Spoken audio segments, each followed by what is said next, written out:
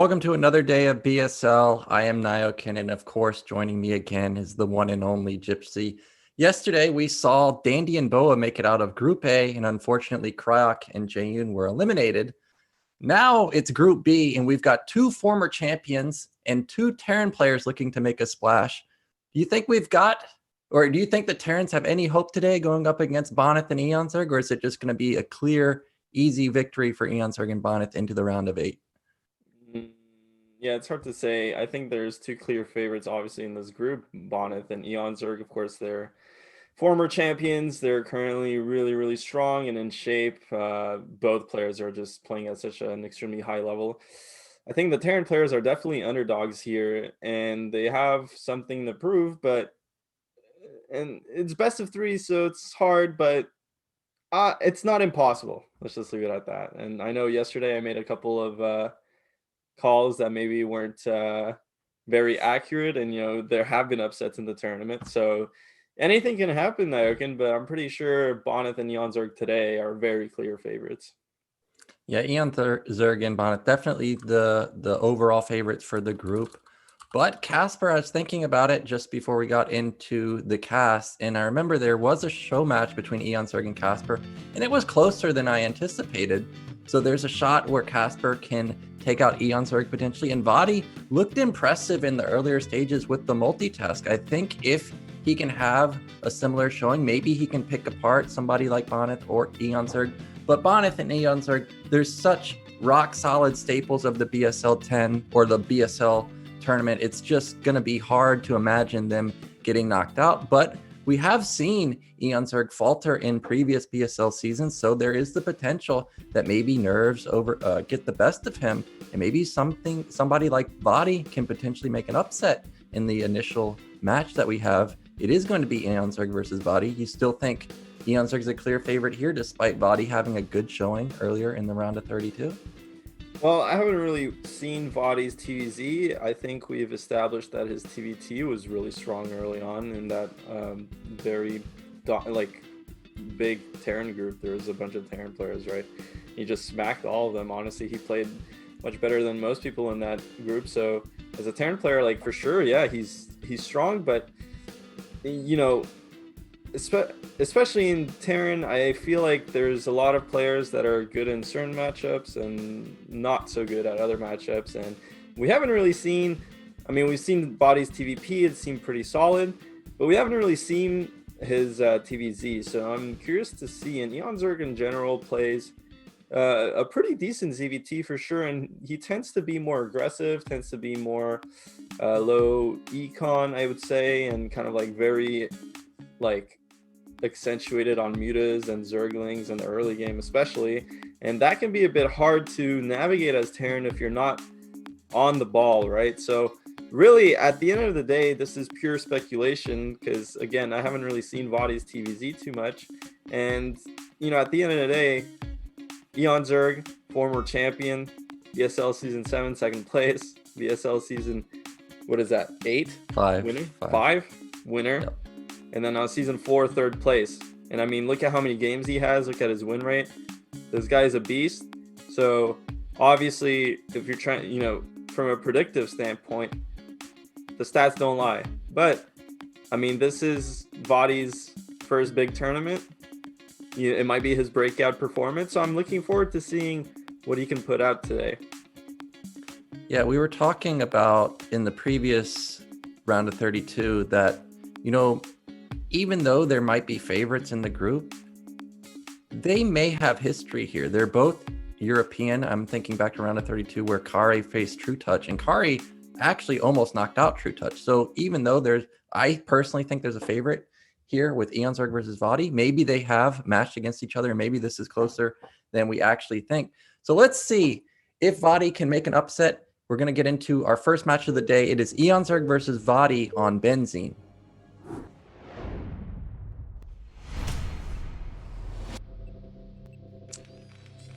In the top right, in the grayish blue, it is our Terran player, vOddy. And in the bottom left, the green Zerg, it is eOnzErG. Oh man, and already into the games. You know, one thing that again that always strikes me is that I feel like our introductions are just so short. You know, we talk about it a bit. 12:30 is usually the start time. What is it? 12:37, and at least for me, 12:30. So you know, 6:30 European time and whatever time it is in Korea for you. But 7 minutes in, we're already into the first game. Well, I'm here to see the games. I don't care about the introductions. I want to see who's going to make it to the round of 8. You know, eOnzErG is an impressive Zerg player. I want to see him kill this Terran. Also, I want to see what vOddy has in store for us, because even though he looked really solid in the TVT, TVT, as you said, is a completely different matchup. But if you do have good multitask, you know, TVZ is one of those matchups where it is very evident if your multitask is good or not. If he can hit some killer drops like he did in the TVT matches, you know, there's a lot of Zerg players that seem to think like, oh, look, Terran just went for a 4 dropship drop in my main and I lost. And, you know, if vOddy can pull something off like that while also multitasking in the middle of the map, there could be a victory with something like that. Yeah. Well, right away, I mean, we got a forward 8 racks here on Benzene. Now, that cuts the rush distance down significantly, putting the racks at the natural. And just looking at the map, I think the natural to natural rush distance really isn't that bad. The problem here for vOddy is that, I mean, this is going to be a link tied wall once he finishes the depot on the right side of the racks, but the Marines are going to pop out on the other side.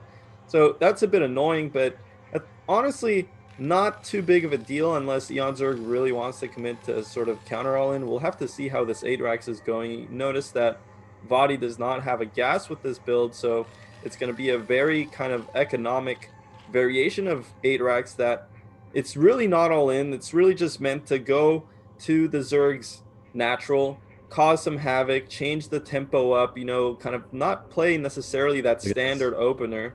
He's going to hit Overlord. Is he? Oh, on the right side. He intercepted him instantly. Oh, that's massive. Now this can be a dead Overlord. Now the question is does he have it timed out where the Overlord dies right when the pool pops? It's so close. If he gets the Overlord before the pool pops, oh my God! Now if he goes across the map, he can bunker it up, and this is going to be a long time before Lings get out onto the map. So I wonder what the reaction from eOnzErG is going to be, because for now it's only three drones. Yeah. And generally you need to pull like 8 drones here. You got to leave only 3 to 4 mining your main. So this is an underreaction from eOnzErG. I'm already worried. He needs to put down some creep colonies here for sure. I mean, the thing is, this bunker is not going to be in range. vOddy's just going to leapfrog here. vOddy is playing really, really aggressively. Maybe he just knows that there's no way the pool would have finished, but this is, I mean, you expect Lings to be out, so he probably just assumes that maybe that blocked eOnzErG. This is really massive damage from vOddy, honestly, but he is committing quite a bit, getting both bunkers. The one bunker is going to finish, though, so if that finishes before any Marines go down, this is going to be disastrous for eOnzErG. And actually, as we were talking about eOnzErG being the clear favorite, I feel like this is going to be a really quick first game. Well, it's not a guaranteed win for vOddy yet, because Lair is still going up, and surprisingly, Zerg is very strong on 1 hatch Muta play if they end up going into that. But in order to go into mutas, you got to actually mine gas, which he's not doing. The Lings are trying to engage the bunker, but the SCVs are standing in front. Now he's repairing it. I think he's going to kill all these Lings. Yeah, but more Lings are popping out just now. 4 more Lings. They're probably going to finish this bunker, but the Marines are still alive, and there's still a bunker behind there. So eOnzErG definitely not out of the woods just yet, but again, he's only on 1 hatch tech. He has no minerals because he's trying to make Lings so desperately, and honestly, this game's pretty much over. I mean, Terran is in such a sick spot. Of course, they're probably going to still play out the game, and probably vOddy cannot outright end the game here in terms of like eliminate eOnzErG, but I mean, eOnzErG is so massively far behind, and there's no way for him to mount a counterattack because really he's only on Lings. There's no tech coming. I'm assuming he's going to try and drop down a Spire off this economy is terrible, honestly. So really his only bet here is probably to go into some Lurker all-in, but is he even going to get, yeah, he's going to easily get this bunker. Look at how many Lings there are, but for vOddy at his natural, okay, so he does actually go for a Spire, interestingly enough, but I mean, listen, he's on 15 supply.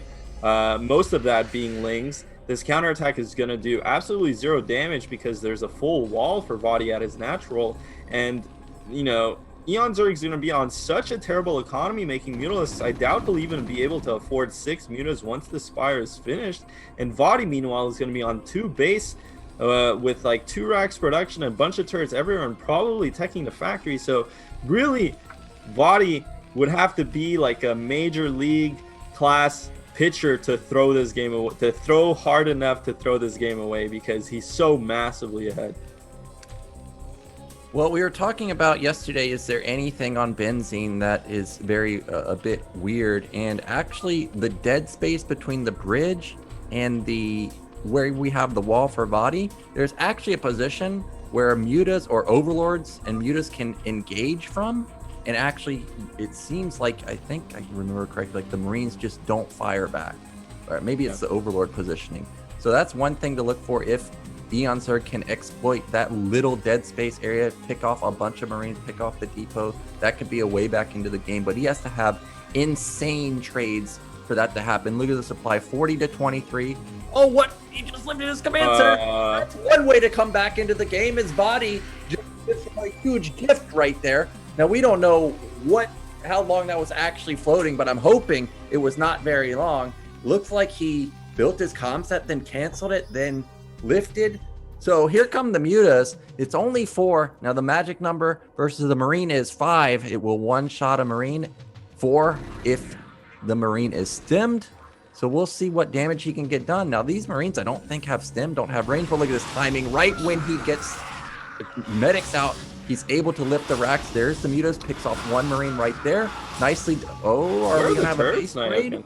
Yeah, there's no turrets. It looks like he skipped his eBay. Well, vOddy's just running straight to eOnzErG's natural. I mean, this is really kind of, it's probably going to work. Again, eOnzErG is so massively behind, but this is one way of really kind of throwing your advantage here. You can see the supplies getting closer here. Now vOddy, the thing is, it's only 1 medic with this group, so he committed these Marines out onto the map. They're definitely going to die. There's no range just yet, without a doubt. And eOnzErG is going up to 7 Mutalisks here.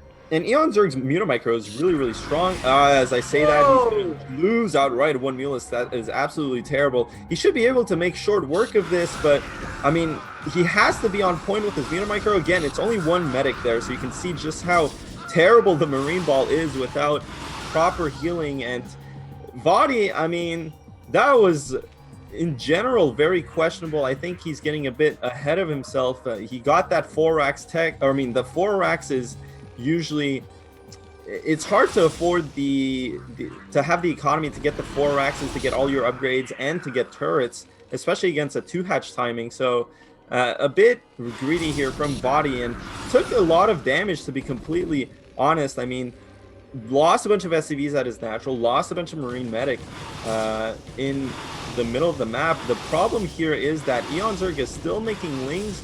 He's still making mutas. Like, you can see more lings stemming across the map, kind of signature eOnzErG style. He's very aggressive in this matchup, and honestly, I think it would probably have been better for him to drone up a bit more, because now he's totally all in. I mean, he probably has, what, 1 or 2 drones binding at his natural, I would imagine. So really, and vOddy's economy is still intact. Look at that saturation at the natural. He has 4 racks and no tech just yet. So another small blunder for vOddy, but again, he's just so massively ahead. Look at eOnzErG's economy. It's absolute garbage, honestly. So it's going to be really hard for eOnzErG to do anything, despite the fact that he can micro his heart out. He can play perfectly here, but that's a lot of lings. He has like 10 lings here with 6 mutas. 6 mutas will one-shot Marines, so I'm getting a little bit worried that the ling counterattack might deal a bunch of damage. Mutas are scrambling to get across the map. Now remember, this hatchery is low from the beginning, but the medics are not synced up. If those medics go down, this is free kills for the Mutalists. So vOddy's, he's kind of throwing it. He needs to get his army synced up together, because the muta count, even though the econ is in shambles for eOnzErG, if he wipes out another army, that's 2 armies gone. And I didn't see a factory or anything being put down for vOddy. Supplies are relatively close. Okay, the factory is thankfully already done, but he needs to get his tech going, get into starport and vessels, because Marine medic is good, but it's got to be critical mass, which he doesn't have just yet. Yeah, and eOnzErG getting to that full stack of Mutalisks almost. That looks like 11 Mutalisks, and that's going to be really scary. He's going to completely wipe okay, actually good engagement there for vOddy. eOnzErG just needs to take his time, swoop in, get some good shots in, and very clean and surgical here from eOnzErG, as it should be when you have a full stack of mutalisks against basically one control group of Marines with 2 medics. I mean, that's never gonna go well for the Terran. vOddy finally finishes his factory, just now starts his starport at 10:30, so very delayed tech. But again, eOnzErG never really had the time to drone up. I mean, if this was a normal game, he'd be doing just fine, but still making only units this whole time. So slowly but surely, if vOddy just chills in his base and keeps making units, he'll be fine. I think eOnzErG might have done it, because this is 11 mutas now, and 11 mutas obliterates 11 Marines and medics. And this is going to be another wipe here. Ling's got to come in. Okay, now Marines in the back may save the day, but there's no medics there, so they're not getting healed, and that gets wiped. And there's 10 mutas left over. There's only 3 Marines left. Once he gets onto the production, I was looking at the turrets. There's nothing. There's no turrets by the barracks. Yeah, it's at the ramp, but at the barracks, there are none now. Those turrets are going down. I think eOnzErG just did it. There's only 2 Marines left. And vOddy is going to fall 0-1 unless he can have some miraculous hold here. There's only 2 Marines, though. Yeah. Well, what happened? There's 3 mutas. I mean, the mutas eventually took enough damage from the Marines. So many Zerglings stemming in here. It's going to be very, very close. I mean, if vOddy just pulls some SCVs to his racks, but like more mutalisks coming. The thing is, eOnzErG has 500 gas banks, so he can still make mutas, and I think he's done it. Yeah. Wow. Oh my. So actually, eOnzErG, in an almost unrecoverable position, brings it back for a victory. And now that's going to be a huge confidence booster for eOnzErG. Now he knows that despite being super far down, as long as he remains calm, cool, and collected, he's going to be just fine. And now vOddy's got to be feeling down in the dumps because he knows he let that one slip away. And if you're going to, you definitely need all the luck you can get versus someone like eOnzErG. There's no chance of that happening a second time. So now vOddy definitely has to be on his A game. Otherwise, eOnzErG is easily going to take this series. Yeah, and that was a heartbreak game, honestly. I feel like even I feel bad for vOddy because, I mean, I've had games, we've all had games like that, especially in TVZ, where you kind of think the game's over and you just keep running units at the Zerg, but then it snowballs somehow, and it's just so heartbreaking. And honestly, if vOddy can recover mentally from that, it's going to be an absolutely Herculean task, to be completely honest with you, because that was, there are just no words for it happened. That was literally impossible to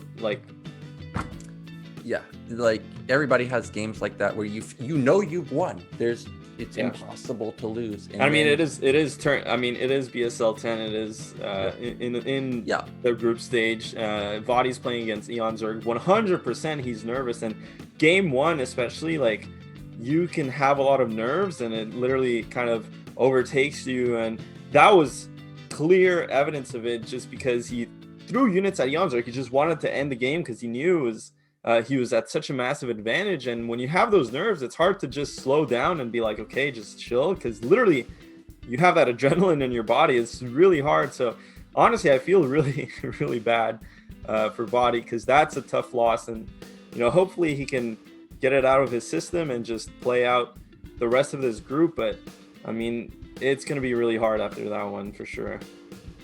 Yeah, I played in a lot of WCGs, and people that know me know that I was very nervous at WCG. But generally after the first game, I was good to go. So it could be a case of nerves. Also, as you said, sometimes when you've won, especially versus someone you think is better than you, I'm not saying vOddy thinks that about eOnzErG, but for example, if I play like a pro, I know they're better than me. And if I have a huge lead like this, sometimes you start getting nervous, like, oh, I'm about to beat this guy. That might have been a case of that right here. Yeah, so for sure. A bit unfortunate for vOddy there, because he had everything going for him. So I hope this doesn't ruin his mental state, because in the round of 32, he looked really good, and it'd be unfortunate to just have one game completely throw him off. Well, regardless, now it's going to be his pick. So what map do you think he's going to go for versus someone like eOnzErG? It's really hard to say, honestly. If I had to play, I mean, I would have played it, but I mean, it depends what eOnzErG bans. I'm assuming he would ban something like Optimizer. I would definitely pick Optimizer. I think Sylphid is a terrible pick against eOnzErG. It's really kind of hard to defend. And eOnzErG is 100% super aggro in ZVT. Super aggro. Makes a bunch of lings early, makes the mutas only. You don't really see him play more passively and into macro, at least not that I've seen him do it in ZVT. So maps like Sylphid, where it's really hard to defend your base and to get proper turret rings up and not take too much damage from Mulists, aren't that good. I think Polypoid is probably a good pick. It's a big map. The base is very like tucked in. Another good map pick could be actually even Eclipse could be a decent map pick, though the natural is a bit open there, and maybe even Bubbles. But I don't think these players practiced Bubbles too much, and clearly Benzene also. You saw eOnzErG got his Overlord picked off on Benzene, and I think that's mostly a case of just Benzene not being in the map pool for the ladder and not being a map that people practice regularly. So stuff like the 8 racks is gonna catch you off guard. Maybe he could try something like that on like Bubbles or something. I don't know. I think Optimizer is the best map pick in the pool for Terran, but you really have to be prepared on that map. So otherwise, I would go for Polypoid, I think. Okay. Yeah, so actually vOddy picked Eclipse here, and the reason he picked Eclipse is because eOnzErG banned Polypoid, so we're not going to see that. And I think that's a smart ban from eOnzErG, because if I was vOddy, I would have picked Polypoid. As you were saying, Sylphid is a no. It's a hard no versus someone like eOnzErG, where your Nat's really hard to defend. If you get top middle, a lot of players think it's broken versus mutas. I actually am surprised that he picked Eclipse, because I think Eclipse is a really good map for eOnzErG, where you can take any base. You know, you can take top left, which has double gas. You do not want to give him double gas. So I'm a little bit surprised that we didn't actually see Reap the Storm, because we were talking about how that's a good mech map. And if you can split the map versus eOnzErG, remember in the Russian cyber games, what is that, RCG, we saw eOnzErG really, really struggle versus mech, and Reap the Storm feels like that would be the best pick if you can play mech. But regardless, we're going to get into Eclipse, which is mechable. It is a 2-player map. So let's see if vOddy can recover from a heartbreaking loss in game 1, or is eOnzErG going to seal the deal and make it into the winner's match?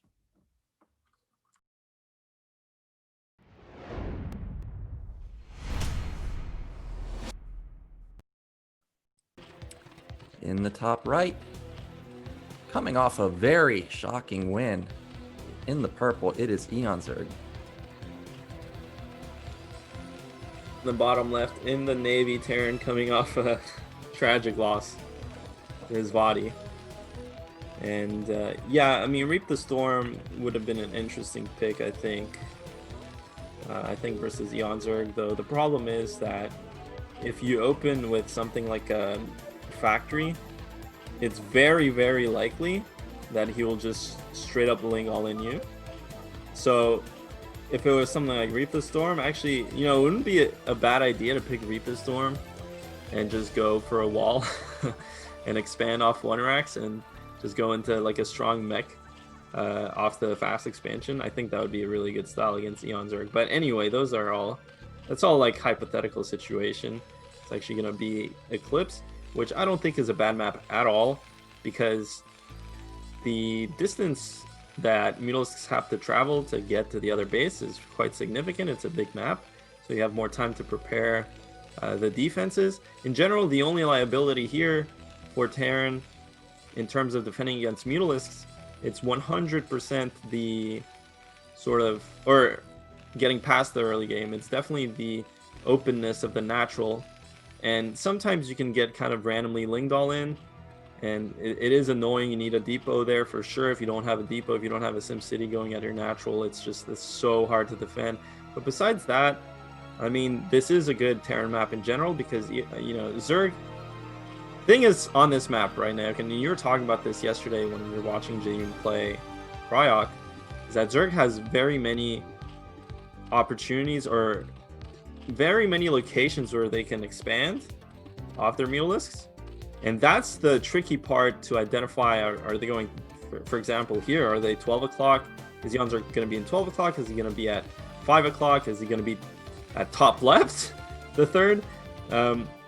But past that, this map is pretty good for Terran because it's hard for Zerg off of three base to get into a fourth base. You know, it's not a fighting spirit type game. It's not a type map. It's not a circuit breaker type map where you have one base and then that guarantees you the next base.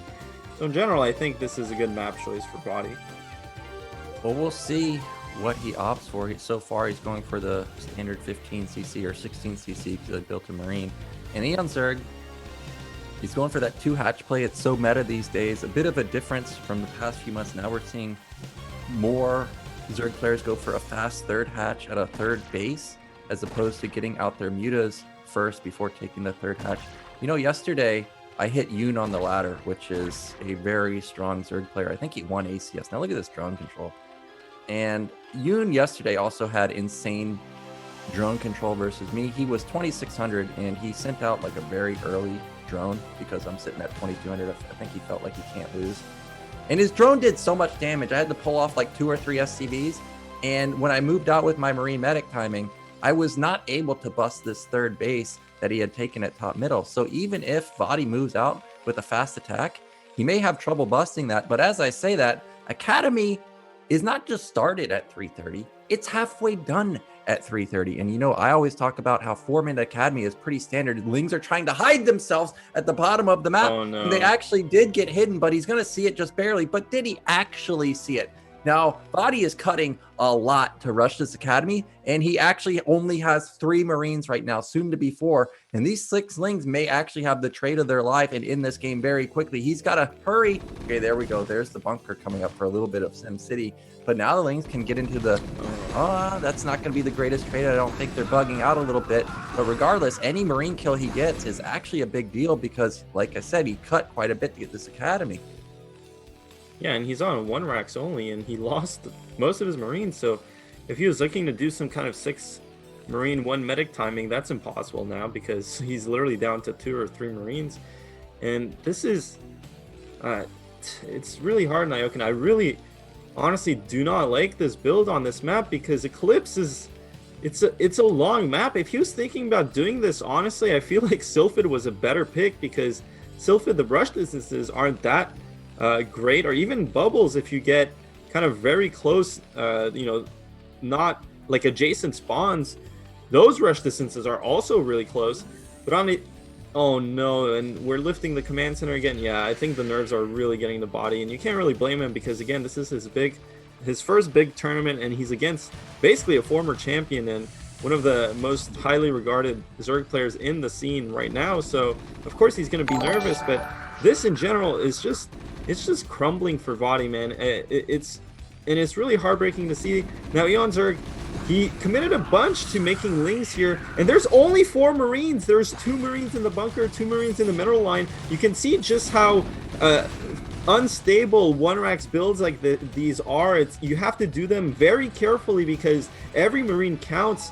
And even though the Zerg is committing a lot to this in terms of cutting a couple drones, right, like making the Zerglings, it really is totally worth it because, again, just now we're starting our racks. We're going to go up to 3 racks here. vOddy has no idea what's... I mean, I'm assuming he probably scanned the Zerg player, but it's really hard to just kill these Lings because you never know if, like, you're going to get flooded with a bunch more Lings. But now, okay, the silver lining here is that probably vOddy is going to have range because his Academy was so early, so he's going to be able to fight these Mutalisks pretty well. But again, I mean, look at that Marine ball. Yeah, the Marine ball is very tiny. It's what, 7 Marines versus what looks to be 3 Lings, 5 Mutas or so. Now, the one thing that vOddy has going for him is he probably has range right now. So we'll see if that can actually be a difference maker here versus the Mutas. Looks like he popped one of the Mutas, but turrets are not up in time.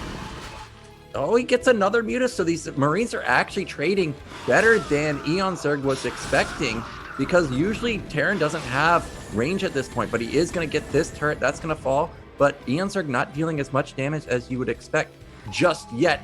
The Marine Ball is extremely low. It is very hard to defend this exact position on Eclipse. That's going to be another turret down. And now the Mutas are going to have free reign over the bottom. It looks like eOnzErG's decided to turn around. Now, because he built so many lings in the beginning, there's actually no third hatch. So eOnzErG is a bit committed here. He's got to get damage done, but also he did quite a bit of damage to the SCV line. So let's see how much more damage he can get. Is vOddy going to stem across the map? Because he's not turning around to face these mutas. Looks like he's just going for a counterattack. And I think this is going to be a blunder, just like what you saw on Benzing. I mean, it's hard to say because eOnzErG doesn't really have the economy to just throw down a bunch of Sunkens that you otherwise would if you had a faster third here. And eOnzErG gets pulled back here, so not a terrible move out from vOddy there. I mean, assuming that he scanned the natural and saw that there was no static defense. And nice micro from vOddy. Now, again, the range paying dividends. eOnzErG taking so much damage on these Mutalisks, he's going to lose a lot. And the problem here is that eOnzErG is actually not on a high economy. He's still only on 2 hatcheries, so every Mutalisk count, you know, that kind of trade would have been not so great for the Terran, given, you know, in a world where Zerg has a third base and has it saturated and everything. But in this game, I mean, that was a really good trade. eOnzErG is only about down to like 8 Mutalisks. He's only making mutas, playing so aggressively here, and vOddy is going to have a really good chance to attack into the eOnzErG. Now there's only 2 medics, there's only 2 medics and 1 control group of Marines here, but he's going to get so many Overlords. This is really annoying for the Zerg because obviously they need their, I mean, Overlords are no joke to lose. You can't just throw them away. But finally, an 11 Mutaball here. Still, he has to be very careful with how he controls this because that's a decent amount of Marines with range, so they can definitely kill some Mutalisks before going down. But look, eOnzErG clinical in his taking down of this group of blues is only 1 Mulist, so that was really great. Yeah, another wipe there, and vOddy is on 4 racks, so he can build a decent amount of units. But just like last game, I was worried if there was a factory, and there is none this time. So the tech is extremely delayed, and it seems like Marines are just not going to cut it. For Mutalisks. Yeah, +1 hitting for the Mutalisks, so now they're especially strong. And the Marine Ball just isn't sizable enough to deal with the Mutas. So now eOnzErG's going to get his third base up and running. Another pick off there. I don't think that was a cancel. That's going to be a wipe of the turret down here. Not going to get repaired. And it looks like vOddy's giving up his nat because you can see that his Marines look like they're trying to move out again. He may get some free Mutas here, but there's just so many more Mutalisks. I think that eOnzErG has just done it. Now he's just going to sit on top of the barracks, and what can vOddy do now? It's a repeat of game 1. I mean, eOnzErG's taking a lot of damage killing these turrets here, and he doesn't have infinity Mutalisks to work with, but yeah, that's going to be enough, and this game's probably over. The racks are exposed, the Mutalisks are going to still keep rallying here, and I just don't see a way vOddy can defend this unless eOnzErG just stops microing. You can't lose too many Mutalisks, obviously, but you know, at this point, the game's totally over. I mean, vOddy's completely broken. He's not going to have enough Marines. He has no Valkyries coming, so yeah, he's going to tap out. And I mean, this game, what happens is, in TBZ especially, is that you actually really need to get good factory timing to get a good tech timing, specifically for that situation, because honestly, in a vacuum, if Terran stays on racks only, they're gonna just die to Mutalisks, especially once the Mutalisks get up to 11 mutas and they get up to +1 and +1 hits. Once +1 hits, basically your turrets are completely worthless, and you're on a timer to get out vessels or Valkyries to supplement your Marines, because otherwise the Mutalisks are just going to keep killing your turrets. They're going to keep killing your economy, going to keep trading really well against Marines. So regardless of what kind of TVZ you're playing, you really need to have good tech timing for that specific situation. At some point, you have to deal with the +1 Mutalisks, and the only way to deal with them is getting into Valkyries or getting into vessels, and that just didn't happen that game. Yeah, so unfortunately, vOddy not on his A game today. It is a bit ugly. I mean, it happens to the best of us, but you got to give credit where credit is due. eOnzErG, when he was down and out, had a miraculous comeback in game 1. and he looked like he was a killer in game 2. The Lings were relentless, picking off SCVs nonstop, really dismantled vOddy's build, going for the fast academy. Actually, the more I thought about it, it seemed like it was just a rush to get range. I don't actually think he was intending to move out with the initial push, since it was only 1 Rax. And we saw him trade so well versus the Mutas that if those first 3 or so Marines hadn't gone down, he would have traded even more effectively. So a bit of luck on eOnzErG's side to have such a good early game, but he's going to be moving on into the winners match. And now we're going to be getting into our second series of the day. It is going to be Bonyth versus Casper. Now, Bonyth is the reigning BSL champion. He looks almost untouchable in Protoss versus Terran. I think he even has a 100% win rate in that matchup. But Casper, he looked pretty good, I think, in the round of 32. Remember, he was putting down command centers left and right. He had so many factories. He didn't necessarily go for 2-1, but he had really, really strong +1 timing, max timing. So maybe if he can hit before Bonyth goes into his patented carrier play, that could be a way to actually just strike down our champion. Yeah, I mean, Casper, honestly, he's really strong. He has good mechanics, especially relatively, relative to the other Terran players. I think sometimes his builds aren't quite as sharp, but he's definitely a really strong player. And the problem is Bonyth is just a beast PvT. I mean, literally just an absolute god in that matchup. So it's going to be really hard for absolutely any Terran. I mean, Bonyth can even take games off of really strong Korean amateur Terran. So, there's no... It's going to be kind of a very big task for Casper. I can see Casper doing well against absolutely everyone else in this group. And it's not that Bonyth is that... Bonyth is on his own level in a sense, but he's just so clean in PvT, and just as you said, 100. Oh no, that's in PvP. But look at his first T record, 85% win rate. I mean, he's just so strong. We saw him play against Koget in the round of 32, right? Or was that a race war? I think he played him in the round of 30. Oh yeah, because Koget actually came from the last chance tournament, so it's not like he was seeded into a different group. So Koget played Bonyth, and Bonyth just completely dismantled the Rax expand from Koget. Now, granted, Koget, I don't think he had much experience. I think he talked about how he didn't have much experience with Rax expand on his stream, but still, Koget's obviously probably the best Terran player in this tournament, and Bonyth smacked him. So, I mean, it's going to be really hard for Casper. It's not impossible, but definitely an underdog here. I'm going to be curious to see if Casper chooses to go for we've seen a lot of Terrans this tournament go for timing attacks off 2 bases, but Casper is one of the few Terrans that actually didn't really mind taking early thirds and playing a more late game style, especially against the Protosses that he played in the round of 32. So we could see that from him, but the early game, especially Bonyth, is so oppressive with his micro. Yeah, Casper is one of the players that will take big risks taking command centers despite having no units. And I think if there's anyone that can actually sneak an upstack versus Bonyth, it's Casper here, because he could potentially get rewarded with a sneaky base. So we'll see what he has in store for us. Our first map is, of course, going to be Benzene. It's going to be Bonyth versus Casper for our second match of the day.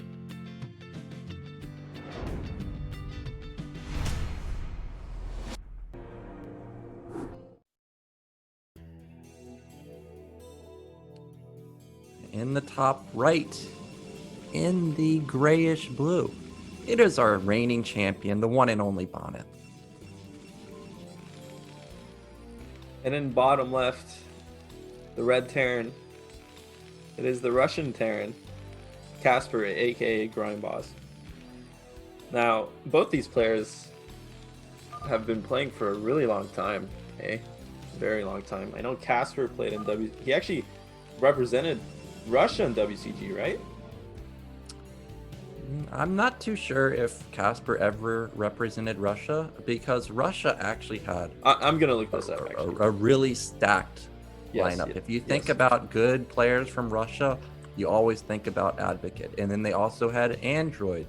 So I mean, they had tons of really good Terran players. Like X was also a Terran player. Now Bonyth is going for some shenanigans here. This is going to be a very, very, very forward proxy gate.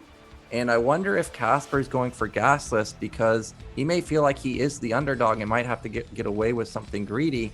It looks like we haven't gotten that far enough into the game yet to determine whether this is going to be gasless or not. But regardless, Bonyth has decided that he just wants to lay down the law real quick that, hey, I'm going to be the one dictating the pace of this game, and you're going to have to react to it. And if you're not able to keep up, this game's already going to be over. Now, the positioning of that depot and barracks means if he puts a depot below that depot, that is going to be a wall off, I think. Now, it is benzene, which I don't play very often, but I do not think that Zealots can scoot by the right side there. So if he can wall this off, that's going to already shut down Bonyth's play. I wonder if Bonyth suspects that this is a wall if the depot goes down there. Yeah, that would be kind of interesting here from Grime Boss, honestly. I do like it, though. I think I highly doubt he's going to put a depot, though. It's so unlikely, unless he knows for a fact this is a proxy gate. But the probe's really just kind of... I mean, the early probe timing here is kind of a tell, but not always. Especially with Bonyth, he might just be sending these early probes to be annoying like this. But yeah, it's probably most likely a proxy, but it's just so hard to tell as the Terran player. He's going to be queuing up Marines here. There it is. Here comes the second depot. Is it a factory? Is this going to be a full wall off? He's got the 100 gas, but instead he does not build either of those. It's going to be a factory on the left side. Where's the depot, though? I think he should have... Okay. Bonyth knew regardless that this was wallable. Yeah. He snipes the probe, but the Zealot can get in, but at least he's got that depot rack Sim City that he can go in and out of. Now, the probe going down is a big deal. Combo it with the Zealot is very deadly versus not just Zerg, but also versus Terran. Now the full wall goes up. But, oh, look at this SCV and Marine control. Actually really nice from Grime Boss or Casper. His factory's almost done. Zealot has done really no damage other than forcing 2 SCVs off the line. And now that the wall is up, this pressure's already over.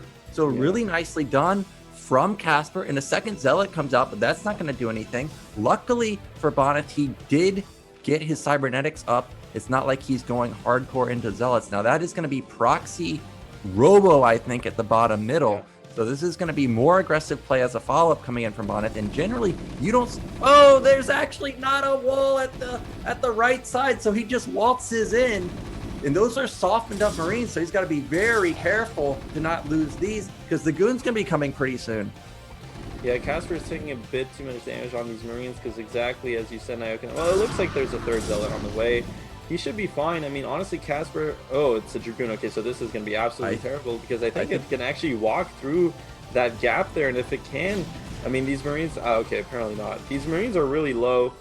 Now, luckily for Casper, he did wall that Dragoon off. And I was going to say, you know, this proxy... It's a proxy gate, but it's pretty far away from Casper. And honestly, just solid Marine micro should be enough to hold off the Zealot. So he was fine. And he actually executed that pretty well. Took too much damage against that second Zealot, though, because now this Dragoon is really scary, but like his tank is already out. So honestly, Casper dealt with this very well as we get into Bonyth's POV here. And you can see he's proxying that Robo. Casper sees the second gate here. It's really hard to say that there's something missing from the Protoss base just yet. So I don't think he suspects that there's a second... or a proxy Robo going on just yet. He knows there's already one pylon missing, but he should be able to identify that at this point in time there should be at least 4 pylons in the Protoss main, but there aren't. So maybe, but it's really hard at this point to really know anything. You kind of know, okay, Protoss is on 2 gate here. You probably need an eBay and just to get siege to get your command center on the low ground there. So in general, whatever the Protoss is doing, okay, he actually went for a mine, so this is not really going to be very ideal for him, to be completely honest with you, because he needs tanks. He doesn't need vultures, and because he only has 1 tank, this Reaver is going to completely wreck his army. I mean, if he actually had 2 tanks, then 3 tanks, he could fight the Reaver even if it gets dropped on top of tanks. But because he's going for mines, I'm assuming he's probably queuing more vultures, a second vulture, and he's only on 1 factory, Nyokin. probably, if he has a second factory, then he doesn't have an eBay. I think he's gonna die to this Reaver.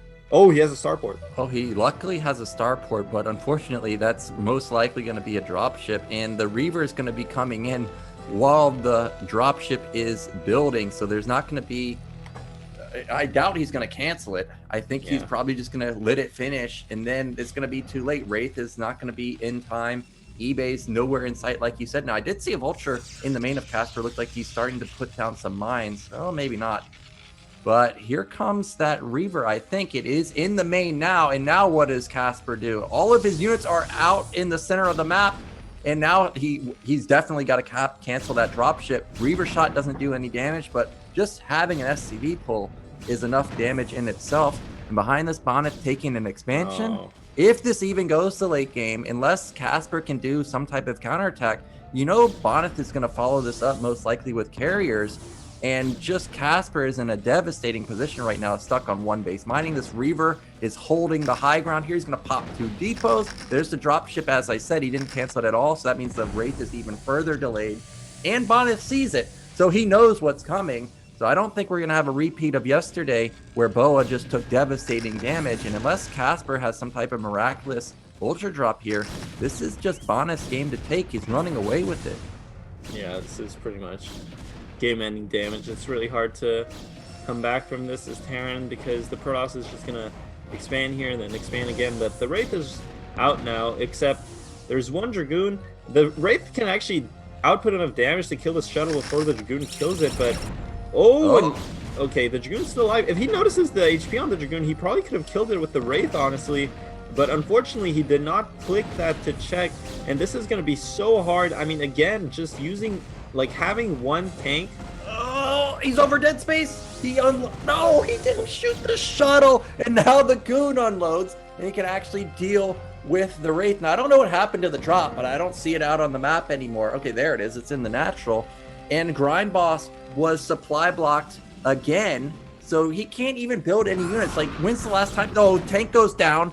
When's the last time you saw any units pop out of these factories? It's been what feels like an eternity. That mine, okay, there's a tank, but it's going to die because the goon gets off one shot. Now, oh, this is dangerous. There goes the Marines. Now, can he draw him into the mine? That's what he needed. He gets the kill there, but what an amazing amount of damage Bonyth did with a single Reaver and single goon. Yeah, surprisingly, Bonyth actually made a third gate also, with his proxy gate there, if you count that. And he made a surprising amount of Dragoons, so actually... Look at this. He builds a command center. That's the move. Well, Vulture's getting the natural and get a few kills, but he needs more than this. I mean, this was a really good move there from Casper, and definitely over-aggressively expanding there, though it's not a bad idea because with the starport, you can queue up another Wraith, hopefully, and if you have 2 Wraiths, you can kind of deal with most shuttle harassment. Like, the problem with taking this expansion in general is that it opens you up to so much shuttle harassment, especially if Protoss decides to invest into shuttle speed. But if you have Wraiths to deal with it, it's really not that bad. So I kind of like the idea of expanding there, but the only problem is that I highly doubt Grind Boss, aka Casper, has any armory just yet. He doesn't have upgrades going, and that's a complete disaster in this matchup. You really need upgrades, like 100%. You cannot play this matchup without upgrades, especially against what we're seeing Bonyth doing here, his signature trademark going into carriers. And if you don't have upgrades against carriers, you are just going to lose. So the problem with taking this expansion is that it's going to delay his armory even more. You see, there's only 3 factories, no armory, no upgrades in sight. He's really, I mean, if he plays a macro game here against carriers, he's going to straight up lose because these carriers, I'm assuming the core is spinning, they're going to be really well upgraded. The mech army is going to completely disintegrate, and it's not going to output enough damage to kind of deal with the interceptors. So what do you do from here? You basically go for a timing attack, but this timing attack is going to be so tight in timing. You saw the Stargate basically almost finished here, and Casper just now finishing his 4 factories, but unfortunately he only has 2 tanks, and there's still this shuttle to deal with. So he has to deal with the shuttle before moving out. Now it's getting a lot of damage, even though, okay, the Reaver goes down, and now he's going to be able to kill the shuttle. He has kind of AFK units here, Casper playing a bit sloppily, but I mean, he took a lot of damage from that Scarab, but the silver lining here I mean, Casper needs to just kill the shuttle, man. He's playing way too passive. I know he knows there's a Dragoon in there, and now he's going to lose his Wraith, unfortunately. Kind of miscontrolled there. If he just kept the Wraith on top of the shuttle, it would have definitely died. But the problem here is that he just has so few units. Just now getting his armory, I think he scanned, and he knows it's probably... Okay, he doesn't have scans, actually, so doesn't even know it's carriers. So many turrets, so few units, so little time to react to these carriers. I feel like Bonyth he's on the path to victory here. Yeah, it's 2 Stargate carrier. There's not that many goons, maybe it's like 10, but unfortunately just being supply blocked for so long, Casper was not able to build up a sizable army. It's a bit unlucky for him because taking out the Reaver with those 2 mines is a big deal. It's a lot of the defense. Oh, he's almost gets a catch there onto the Reaver too. That would have been painful. But as played, Bonyth is at a huge advantage now with the carriers coming out. The drop almost eliminates the pylon. Oh, this is so annoying. Look at this. Is this Boxer or is this Casper? Oh, there's a mine hit, but it's going to be pushed back by this. Oh, it actually blew up! And now he can potentially do some Boxer-esque micro and take out that Reaver again. But as you said, no scan means Casper has no idea what's going on. Just now, Comsat's coming in. That's a second drop ship. So now it looks like he's going for a potential Doom drop, probably behind the mat. But the first 2 carriers are going to be out. Yeah, that's not a bad idea, actually, from Casper. But the thing with Bonyth is he has... I mean, he's actually really aggressive in PvT. And sometimes you might think that he's... you know, I played a couple of games against Bonyth, and I thought he just thought I was a potato, and he just did whatever aggression he wanted to do. But he actually plays very aggressively in this matchup. So... But behind that, he has very good timings, and his builds are clean here, so you can't really waste time as Terran. You see already 2 Stargate carrier out. Meanwhile, I mean, Grindboss, he's going to get this drop off, but look, the carrier's already out, and he has no timing in sight. So you really can't waste too much time doing these things. You have to really have a coherent plan as Terran. Now, he's going to get a lot of damage, actually, so this is going to be worth it.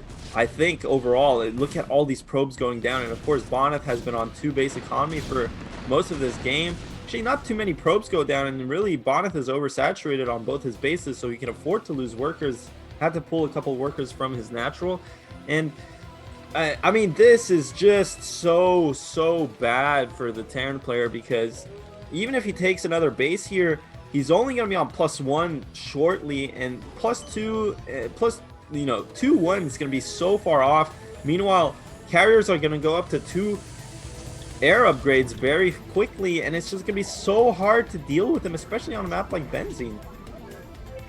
Yeah, we do see that Casper's trying to take a 3rd base. First 2 carriers are moving across the map. It's soon to be 4. He even spots the double drop ship going across the map again. That could have been a decent amount of damage if it was not spotted. Get behind the mineral line like he just attempted to do a moment ago. We can see that 3rd base is up and running for Bonyth now. He's about 120 supply. Now this dropship is at least seen. I think it's going to get picked off. Oh, actually may have already unloaded. Vultures are trying to run into the natural, and the goons are across the map. So here's some probe kills that Casper desperately needs. We also don't know what's actually in that drop. It's going to be a tank drop. And look at all those clumps of Dragoons and now the probes too. But the carriers come in and deal with that 1 tank, but he does get a decent amount of damage there. Look at the supply. It's actually surprisingly close, but unfortunately, unless he's got critical mass Goliath, Benzene is one of those maps where there's so much high ground, so much dead space. It's very difficult to engage on top of these carriers, but we were talking about it yesterday, and Boa lost his carriers very quickly, so there may be some type of world where potentially Casper can pick off a couple of these carriers.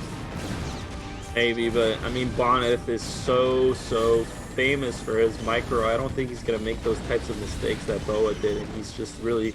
I mean, when he plays PvT, I don't think I've ever seen him go for Arbiters. I think he goes exclusively carriers almost every single game. I'm sure he's had Arbiter games for sure, but the amount of times you see this guy go carriers, I mean, he's so well versed in them, and already 4 carriers, 6 carriers soon. The big problem here is that these carriers are not supported by any ground army just yet. A bit of a misstep from Bonyth, but look at his micro, not letting the Goliaths get in range. Okay, kind of misstepping there, but there's only 5 Goliaths, and remember, these Goliaths do not have +2 weapons, so they really, even if they focus fire, the carriers, they don't actually output that much damage. And look how fast they die, because the carriers, I think, probably have +2 on their interceptors. Now 2-1 coming from Casper here, and he's gonna take another base. And you know, it's hard for Protoss to actually end the game with just 4 carriers, so it might seem like Terran, you know, Terran's not doing a bad job establishing his 3rd and now looking to expand to a 4th. But the thing is,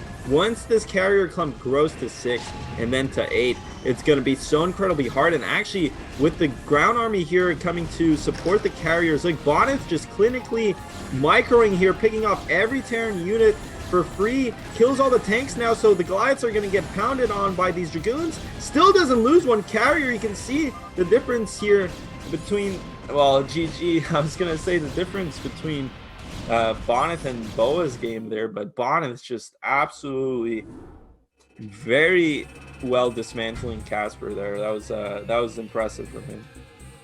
Yeah, Bonyth just doing Bonyth things. The Zealot micro was not on point, but everything else looked really good. And unfortunately for Casper, he just didn't get anything going from the get-go. The Zealot threw him off. Then the Reaver drop threw him off. He couldn't figure out exactly what it was. Despite seeing no Nexus, he still opted into the dropship play.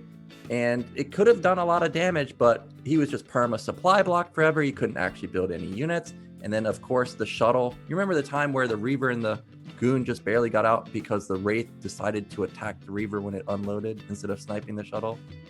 Like, literally nothing just went right for Casper. But Bonyth didn't look... it didn't look super scary right there. It just seemed like everything went well for him. The supplies, despite all that happening, were very close. He didn't take his 3rd base for a long time. So actually, I think if Casper just doesn't have all those catastrophes happen one after the other, there might be a good chance for him to take a victory in game 2. Yeah, there could be, but at the same time, I mean, I think that was classic Bonyth. I don't think he played any worse, any better than he usually plays. I think people probably have this perception that Bonyth is untouchable, but at the end of the day, he does play the same game that everyone else does play. He does start with a Nexus and 4 probes, and you saw, I mean, it's not like Casper is that significantly below Casper's level, definitely not, or below Bonyth's level, definitely not. So but Bonyth still kind of navigated that into a clean win, and as you saw, he didn't take too much damage from the drops. His build was very cohesive, and he had really good timing on the carriers, and once he got his carriers out, he just cleaned up the Terran army so surgically, and really there was not much Casper could do there. So I think just in general, that game was just standard Bonyth playing at the normal level he's usually playing at, which is really high, because in PvT he actually doesn't make too many mistakes, and it's just so oppressive to deal with someone that constantly has... The thing with Bonyth is he's really good at keeping the Terran occupied until he gets carriers. He's really good at microing carriers, and you know, it's just such a hard style to play against if you're not 100% solid as a Terran player. If you're not hitting your timings, if you're not hitting your upgrade timings, your factory timings, all of that, you need to just consistently hit them. I mean, we've seen Bonyth when he plays really high level Korean players, they kind of hit their build and just kill him sometimes. So, you know, Casper needs to kind of regroup in this game, because Bonyth is up 1-0 and the map is going to be Reap the Storm. Shockingly, we'll get into the game first before we talk about it, but Bonyth versus Casper game 2.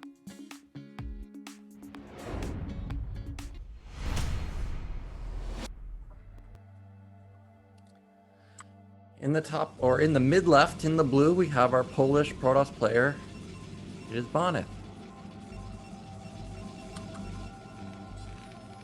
And top right in the blue again, it is Casper. Yeah, the I got Terran you player a little bit. Yeah, he got you baited, didn't you? So apparently, Bonyth banned Sylphid, which is not a. It's definitely probably the best ban for Protoss. I think Sylphid in general is the best Terran map in this map pool, next to maybe Optimizer. But of course, Optimizer, not many people play it. Now, Grind Boss surprisingly went for Reap the Storm, which you and I would agree is not a good Terran map.